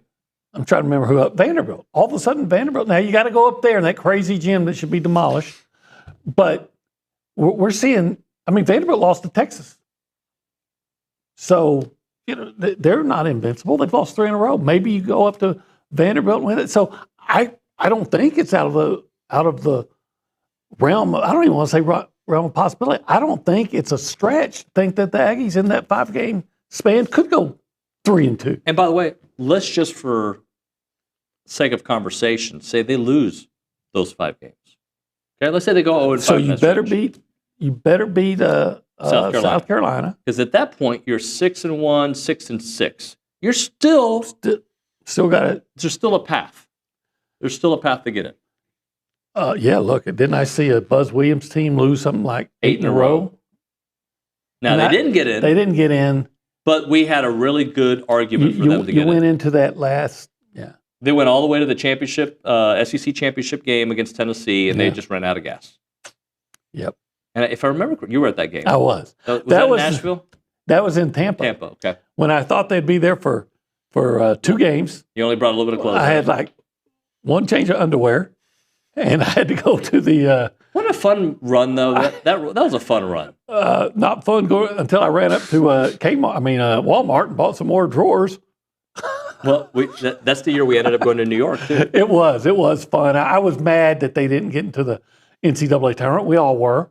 But I think that group grew a lot, having that NIT run and going all the way. It was fun. And then remember, it was basically a luck shot that beat them. And then remember Boots Radford put up that shot that almost. I mean, it was halfway down, and I think it might have been a 3. God, that's why I say A&M starts for almost, man. Almost. We're almost done in this segment, but we're not quite done just yet. Obi, I'm going to give you a couple of things that I saw this morning about way too early Heisman breakdown. All right. Okay. This is from Saturday Down South, and then I want your way too early Heisman breakdown. I'm going to give you the 3 names. Okay, Arch. Sayin? They don't have them on their list. Okay? They only have 3 names. Okay. C.J. Carr. Okay. And Jeremiah Smith. I was going to say Jeremiah Smith, but don't you... Okay, if I would say Jeremiah Smith, but if I'm going to say Jeremiah Smith, I feel like I got to put Malachi Toney in there. Okay. I think Malachi Toney is even more dangerous than Jeremiah Smith. Not necessarily a better receiver. Just more dangerous. But he's going to run. He's going to, you know. And, you're going to have to put Arch in there. You're going to have to. The way he closed, and he looked good. And they added Cam Coleman from the throw, too. There's somebody else that's obvious that I'm not thinking about right now. If Chambliss gets his eligibility and people are starting to feel a little more confident that he's going to get it. Because they're going to do the same thing that Alabama did with the basketball player. Hey, we're going to go to court in Oxford, Mississippi and say, hey, this guy, we think he should be able to play for Ole Miss. And this judge is going to say, oh, yeah, sure, why not? What do you think about that whole Alabama thing? Bediako. Well, I think once you sign a pro contract, that should be it. And once you actually play, that's how I'm going to differentiate the difference between what's happening at Alabama and what happened here with Aggie. Because imagine that. Aggie, though, at least was a college athlete. He did not play professional basketball. But then you're saying, but they're playing professional basketball in Europe.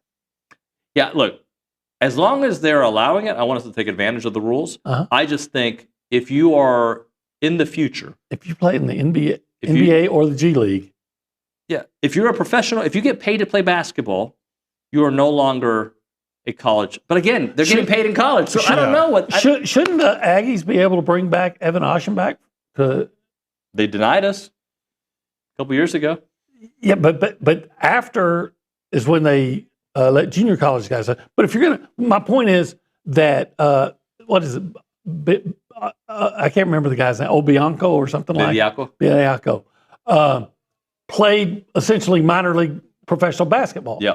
Well, to my knowledge, Evan Oschenbach has only played minor league professional baseball right now. So bring him back. Early. If you're listening, call him up now. But in the grand scheme of things, I don't want that kind of crossover to happen. I only want it if it affects my team positively. Yes, that's how I feel. And I know that's not a good way to look at it. Right? But yes, rob the bank if you're not going to get caught and give me money. No, I'm kidding. Don't rob the bank. But, I mean, really, what would be the difference between bringing back Awesomeback, and this guy from Only Alabama. that he's already been denied once before, maybe?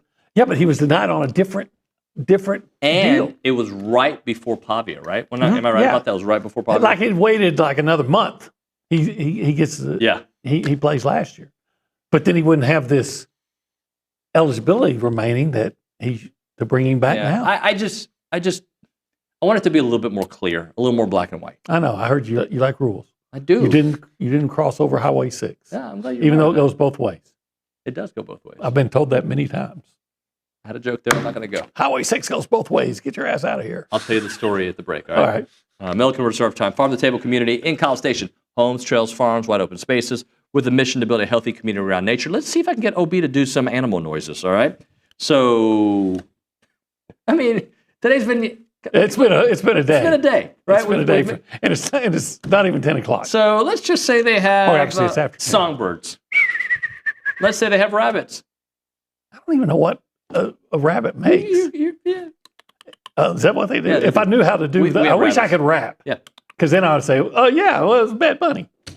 Oh, Rotten Rabbit. Bad Bunny's in the news today. Horrible hair. Not happy yeah, with I know him, that. Right? I'm not happy with him at all. Anyway, turtles.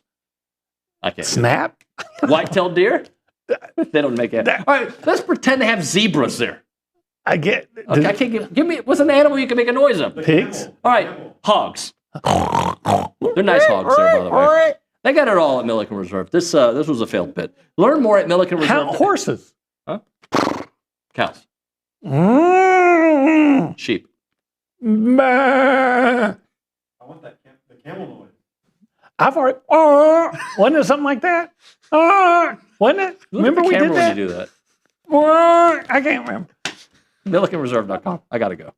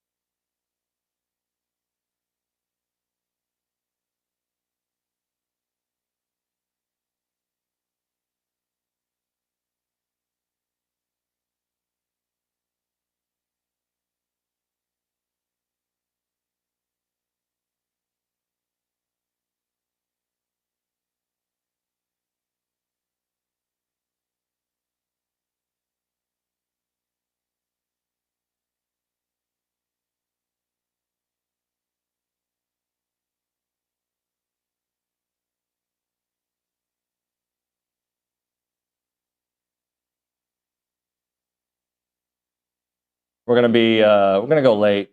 I can guarantee that. TexAgs Live. We're presented by David Gardner's Jewelers. We're in the Rollo Insurance Studio. We go to the. I'm going to put a smile. We're going to go to the Angry Elephant News and Social Center. That's where we find Reese Nygren with On TexAgs Today. Yeah, TexAgs Today. It's a great day to become a TexAgs premium subscriber. Some of the things that we have out is Read Report with Luke and Justin. Back after 2 big SEC wins, they look back at how the Aggies have had the early conference season success that they have had, and a look ahead to a big one on Saturday in the gauntlet that lies ahead. We have Ryan Broninger's NIL interview with Weston Moss. He talks about his updated arsenal for the upcoming season and how tough it is facing this Aggie offense every day in practice. David, we have your NIL interview with Jakari Lane. Talks about his time in College Station so far and how much fun it is to play with Rashawn Aggie. And we have Olin's 10 key stat comparisons between the Texas A&M football team and the national champion Indiana football team, the difference in quarterback play between Marcel and Fernando Mendoza, as well as the explosive plays allowed versus explosive plays produced margin between the two. And coming up today and this weekend, we will have men's basketball pregame live and postgame coverage, including Olin's Advance, Tom Schubert's scouting report, and Luke's keys to the game, as well as women's basketball coverage provided by Kay Negley for their matchup against the Missouri Tigers on Sunday. All right, excellent stuff there. Go become a premium subscriber. I'm just finding this article right now. Looks like the college football playoff, there's some more news on it, and I just wanted to make sure that we get to that. So Brett McMurphy, I'm trying to find it because I just lost it a moment ago. Changes in the 2026 playoff, auto bids to each Power 4 champion, regardless of ranking. So that means that Duke would have gotten in this year. Gotten an auto bid. Yeah, and we knew this about Notre Dame, guaranteed at-large bid if ranked in the top 12. But the automatic bid for the Power 4 champion, and I think that's probably the James Madison / Tulane. Yeah. To make sure that doesn't happen again. We don't need that. No, we don't. But so guaranteed Power 4 bids, that's going to be different. And then we knew about the Notre Dame guaranteed at-large bid. And with that, Billy Liucci joins us here in studio, executive editor and co-owner of TexAgs. Hey, buddy. Hi, David. How are you? I'm well. How are you? Reese Nygren. Good morning, Billy. You had a little bit of an accent there when you said Nygren. I did. Yeah, you rolled your R's a bit. Oh. Okay, he don't. I mean, I did it. I mean, I don't know what language that was. I feel like Reese is like German. What are you? Czech. Czech. Okay. You know, typical European. I mean, I just based that across the pond. I just based that on the part of the state he's from. You've got a lot of Czech and German. What, maybe some Polish mixed in. Like 95% Czech / German. Yeah, in the whole range. Belleville, LaGrange, Brenham, that little Columbus that area. little area. Yeah, all Czech. Good people in that area. Great people. You would never know. Talking about? I've never been to Belleville. There's the Czech stops all up and down I-35. Who doesn't go get kolaches there? That's appropriation. That's canceled. The name is Czech Stop. There's none of them. That's the name of the place. Literally none of them, and not even close to the area that I just said, though. But continue. But it's the same kind of concept. There's a lot in that area. So I just love that part. I think it's the pretty part of the state. Yeah. It's beautiful to drive through. Good football played there, except for Columbus, who just got their asses kicked by Yoakum this year. Don't worry. They kick everybody's butts in that area. I know they were due. LaGrange. They were due. I say that because this will get back to Matt Schobel. And congrats to our loyal listener from Yoakum, one of the superintendents who did get to celebrate a state title this year. what do you think about these playoff changes that they're doing? The auto bids for the Power 4, which means Duke would have gotten in, and Notre Dame, which we knew that was coming, the at-large if they're in the top 12. I'm good with it. I like it. I'm glad they didn't go to 16. I wish they would never go to 16, but they will. I hope that's the limit. I mean, my God, what are we doing if, 20% of college football gets in? And it's way more, if you go 16, yeah, I mean, I guess it's 20% because you'd have some autos from the Power 5. Like 20% of college football, I'm exaggerating because there's 125. So it'd be 1/6 of college football gets into the playoffs. It's way too much. We don't need to make this like it's the NCAA tournament. These games need to matter at a high level. I think making it 12 actually made it seem like the games mattered more, or more games mattered, but there was still a sense of urgency. Mm-hmm. Because you look at like an A&M or an Alabama. Alabama, one of those close games, had they lost, they're out of it. Take, for example, an A&M, or like Texas. Okay, we lost to Ohio State. We're good. Boom, you lose to Florida.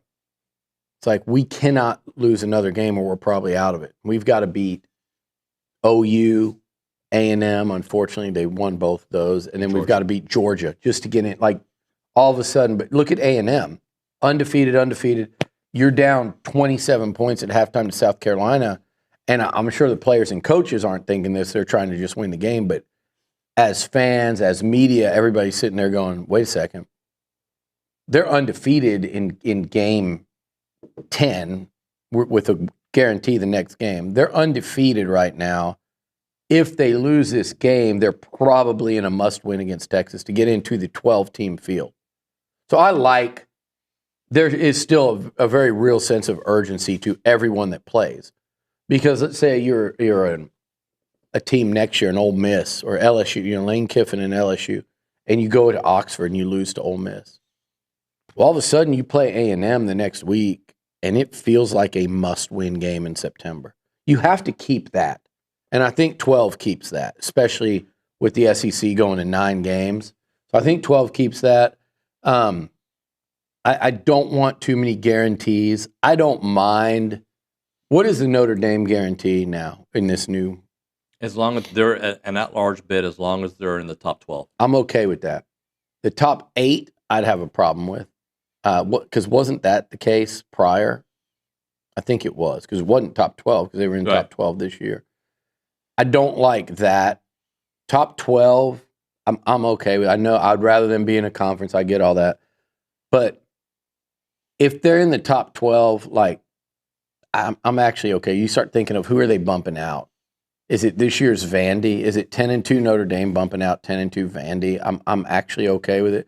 Is it 10-2 Notre Dame bumping out the 6th SEC team? I'm actually don't have a problem with it. There's the Big Ten and all these teams, and then there's a distant number 4 that's trying to get in, or a distant number 4. Yeah, it could cause a problem where we're arguing about it, but I think if they're in the top 10, I'm not going to go crazy about it. I like it. I don't think it should expand right away. I think 12 is a cool number. I think the only thing I would say is play that second round of games on the college campuses as well. And if they could figure that out, then I'd love it. Bill Connolly has A&M in the playoffs. I thought you were about to say Bill Cosby. He does not probably talk about A&M very much. But Bill Connolly has A&M as a 10 seed. I had a conversation with O.J. Simpson once about A&M. Did you? It was actually, we were... the Candle Room in Dallas. Is that the name? No, that... Sense. No, it was in the lobby bar on like a Monday night of the W Hotel, back when like there was a bar up there that people went to. Yeah, I remember the Ghost Bar. Yeah, but we were downstairs, and I've told this story, so I won't tell the whole thing. But the irony is, I can tell you when it was. So A&M was going to play at Miami the following fall. This was at like Coach's Night. So we went from Coach's Night.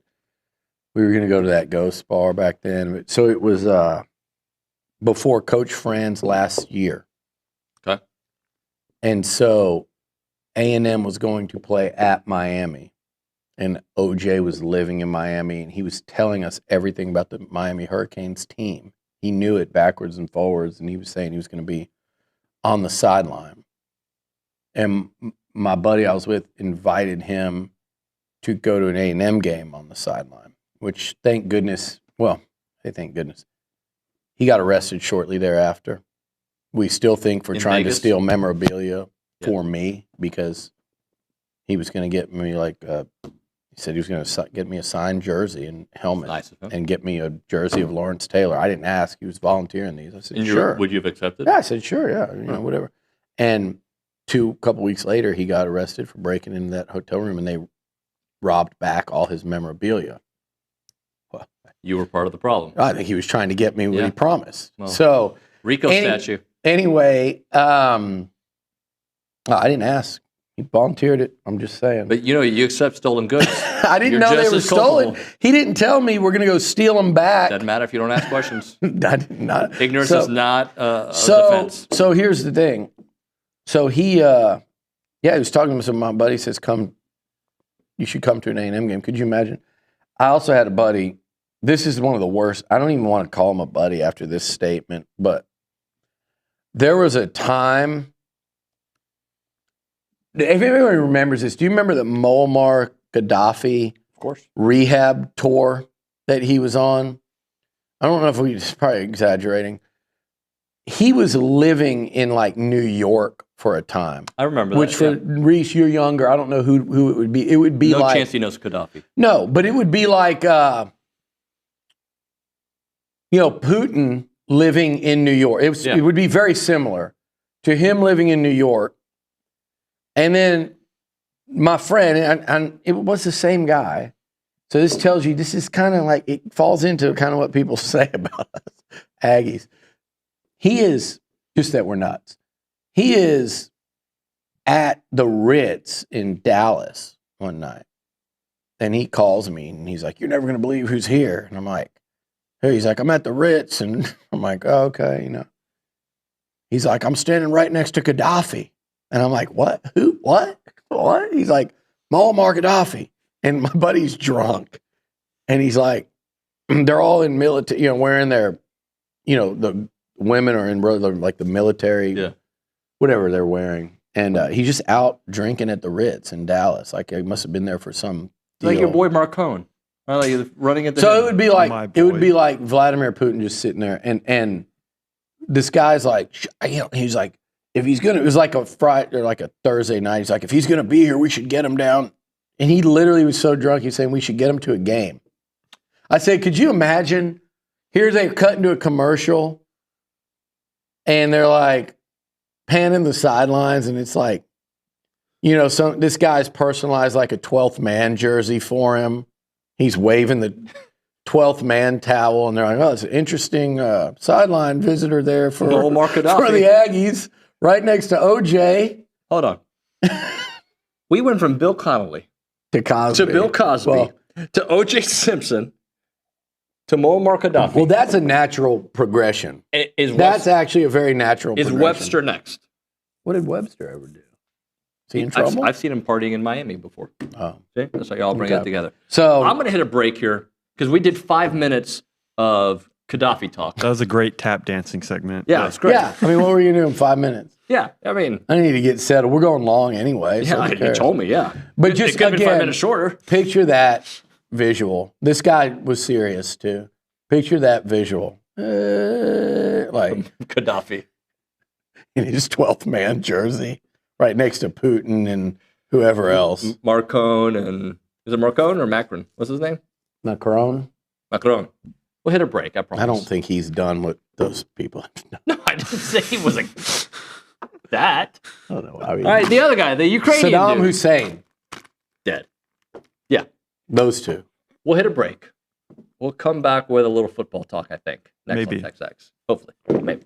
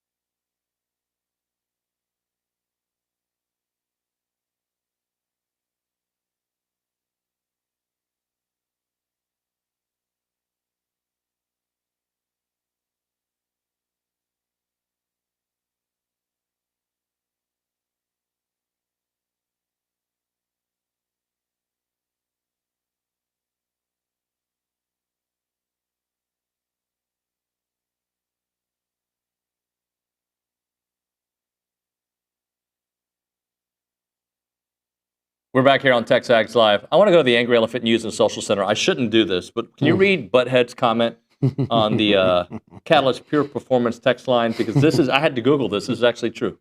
You guys know Mikhail Gorbachev. Corby. Yeah, threw out the first pitch at an A&M consolidated baseball game years ago. No, I did not know that. So I Googled it. It's true. That's wild. 2001 for the George Bush Presidential Library as part of a big tour. When they opened that, Gorby came and threw out the first pitch at Consol. You think he did a better job than I did at Bluebell? Yeah, I do. I do. If you could find the video of that and compare, we could do a side-by-side. Put Luke on that. All right. That's awesome trivia, but I did not know that. That's shocking. Can I just tell you what Bill Connolly says about A&M, though? Yeah, I read it. And why do you keep calling him O'Connolly? It's just I haven't said O'Connolly once. Go ahead. You can have your people look. Go ahead. I think on that If you already read it, then, I just want your take. Well, yeah, let's talk about it. I am surprised that Bill Connolly, a national guy like that, has A&M in the playoffs next year based on what they've lost. But he says, I was skeptical of Texas. I was higher than most in A&M, so let's ride with that for another year. The Aggies fell apart offensively late in the year, which turned an 11-0 start to an 0-2 finish. They'll have to replace pass rusher star Cassius Howell. But the return of quarterback Marcel Reed and underrated star receiver Mario Craver, along with the fortified offensive line and plenty of stellar defensive options, should ensure a pretty high level again in College Station. The SEC isn't loaded with sure things heading into 26, but A&M does have plenty to offer. So there's many that are very kind of down on what next season could look like. They're not. On the message boards? Oh, yeah. Okay. Of course. I'm just saying, for those who are listening. Our own fans have given up. Yes. And if you're not one of them, I'm not talking about you, so don't get offended. If you are, what a miserable way to be. Like, Jesus. Like, come on. You look around. Like, I think some of I would rank A&M and clip this for all you, word I was going to say. Nincompoops? Yes. Nincompoops who think I wouldn't say something like this because I say it quite often, where this year I think A&M should be ranked, probably start out a little lower than where I'm seeing them in a lot of these deals. Closer to like 18? A lot, no, maybe a little higher than that. But a lot of, I think you've earned, okay, two-step process here. First of all, I think that A&M, I'm seeing them fall a lot in this 7 to 9 range in a lot of these individual and some of these other ones. You kind of see Texas Tech, Texas A&M, and OU all kind of lumped in the same little range there. I could see, I would have no issue seeing A&M in that like that 11, 12, 13 range to start because they did lose a lot of veteran leadership. They lost a lot of NFL. They lost 2 legitimate All-Americans. They lost the SEC O-Lineman of the Year. They lost 4 of 5 starters up front. They lost the SEC Defensive Player of the Year. That's one of the 2 All-Americans. There's a lot that they lost. I know everyone else loses stuff too. Those guys really helped A&M win football games last year, particularly a few of those individuals. And that O-line, I think in general, I know they didn't play great in the last couple games. I get that. But throughout, it's a full season. That O-line helped A&M win a lot of games this year. You go all the way back to Notre Dame where Marcel Reed wasn't sacked once, and they won in the last play. You know, had they killed 1 or 2 drives there, that doesn't happen. They played great all year until, the very end. That was like Bill O'Connolly said. From Boston. It was a total meltdown on offense in the last couple of games. It wasn't just the O-line. It wasn't just Marcel. It was the run game. It was it was the run game. It was the O-line. It was the quarterback. I think it was Colin Klein was not calling games like he was early in the year. I don't know if it was conservative. Many people will say distracted.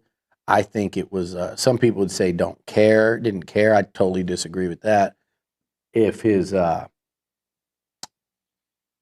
lack of experience led to the distraction affecting his game plan play calling. That's something different than not caring. Yep. But Klein, Reed, O-line, run game, Le'Veon Moss injury, all that kind of caught up right about the time you played. And I'm going to tell you something. They played 4 of the top 6, maybe 4 of the top 5 pass rushers in college football in their last 3 games. Right? Colin Simmons, Reuben Bain, Mesidor, and Stewart at South Carolina. And you throw in Cassius Howell. That might be your top 5. I'm sure there's somebody else in there. I don't need to be fact-checked. We can call it top 6. You get what I'm saying. 4 elite pass rushers and 2 defenses that were really, really nasty up front. The 2 biggest challenges the A&M O-line faced during the season, and they failed those challenges. And you were hoping to get Moss back. You didn't. There was no running game as a result. Pressure went on Marcel Reed. Yep. Marcel did not handle it well. Teams started playing more zone defense. It was the perfect storm. And then you had the Klein factor. And then you threw in the weather against Miami. I'm not saying that's why they lost, but I think you're bat blank crazy if you don't think that greatly affected both teams. Both teams, but I think A&M's passing game. I think that played more so into Miami's hands because they could run the ball. Miami had a better running back and run game, and A&M, for as good as their defense was, and even on that day, giving up 3 points to 58 minutes, they were not nearly as stout against the run as Miami was, for the sole reason that they were probably as stout against them 4 out of 5 plays, 8 out of 10 plays, but those other ones, not just against Miami, but throughout the year, were gash plays that they'd give up. So it set up, I think it was a more favorable setup for the visitors in that one. With all of that said, that's why I think there's a lot to replace, and a lot of reasons they won are out the door. I think you put them squarely in that top 15, maybe knocking on the door of the top 10, because you do have to look at what the other teams lost, and they did. If I'm familiar with probably what half of those teams in that top 10 or 12 lost. I haven't dug into maybe the other half. Like, I don't know what BYU's lost yet. So with that said, you look at that, and I think rank them a little lower. I'm fine with that. But for him to put him in the playoff, I don't think that's unreasonable at all, because essentially what he's doing, and I haven't checked this, essentially what he's doing is putting A&M in the top 5 of a 16-team SEC. Reese, you can count them up real quick if you'd like. It could be the top 6. He might have 6 SEC teams. It probably doesn't after how it ended this year. But you're basically putting A&M in the top 5 of the SEC. I get that. I mean, you're going to have Georgia. Oh, is that a break? Well, we're 2 minutes ago, but I was letting you finish your thought. Let's break and come back to it. Okay. How about that? Thank you for that. You're a I rule didn't follower. want you to suffer a wrist injury from going like this. This is you. No, I just. If you had good camera work there, this is you right here. Like it's quick. It's like they don't even see it. It's down here. No, it could be adjusting. You something, literally right? go like this, like you've got something going on. No, I don't think I do that at all. I think we're gonna hit a break here. We'll be back.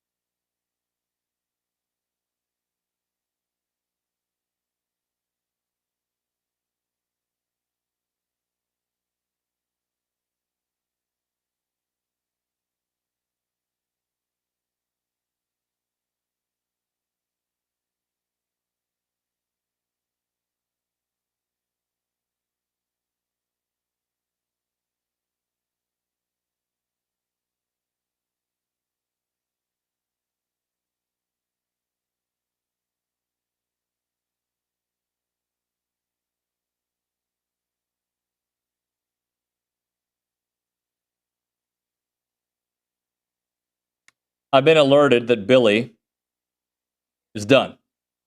It's like Elvis left the building. Tapped out. He's going to come back for He'll be back. overtime. Can't get rid of him. But he's not here right now. So we're just going to finish up the show and then go long with Billy, I guess, afterwards. I got a text on the Catalyst Pure Performance text line, a picture of George Bush and Mikhail Gorbachev. Bush is wearing the AMC hat. Did you see that? Yeah. A&M Consolidated. Yep. And Gorby is wearing a CF hat. So is that Cy Falls potentially? I was like, that's the first one that came to mind, but no way he's But rocking Cy Falls, Falls. they're not maroon. That looks kind of maroon as well, right? Yeah, that does. They look like the same shade. Let's take a quick. Let me go ahead and tell you. You know what? I wake up early to prepare this show. Mm. And never in my wildest dreams that I think that Bill Cosby, Mikhail Gorbachev, Muammar Gaddafi, O.J. Simpson would have been brought Jared up. from Subway. Jared from Subway. Jared from Subway. Would have been brought up, Flo, right? Yeah. In a 30-minute stretch. Never did I think. In fact, when I was studying journalism at Texas A&M years back with Dr. Walraven and Finney Coleman and everybody, right? Never did I think that this would be my career. That I get an opportunity to talk about Bill Cosby and Mikhail Gorbachev. O.J. Simpson was also mentioned in there too. Yeah. We can't forget. And Bad Bunny was mentioned too. Yeah. If you had to put like a parlay together of names mentioned on TexAgs Live and that was your picks, that payout would be. There's a group of people driving around College Station listening to The Zone right now saying, I cannot wait for Louis to start. Yeah. I get it. I would too. Yeah. I mean, we've just been spitballing the most random. But I mean, you look possible. at this rundown; it's full of good stuff to talk about. Like I wanted to talk with them. I'm sure we'll come up with Billy. The East-West Shrine games on Tuesday. Yeah. We'll see what happens with that. The Aggies playing in that. Tyreek Chappelle, Tyler Onyedem, Albert Regis, Armaje Reed-Adams, Torian York. A week from tomorrow, the Senior Bowl. And by the way, the East-West Shrine game is in Dallas, in Frisco. Yep. The Senior Bowl. Le'Veon, KC, Nate Borkacher, Demetrius Crownover, Trey Zune, Scooby Williams, Will Lee. I was hoping we could hey, NFL, blah, blah, blah. But maybe we'll do that in a little bit. Overtime. Brought to you by the Rogue Shop. All right. So, Riley, I'm sure you learned a lot today.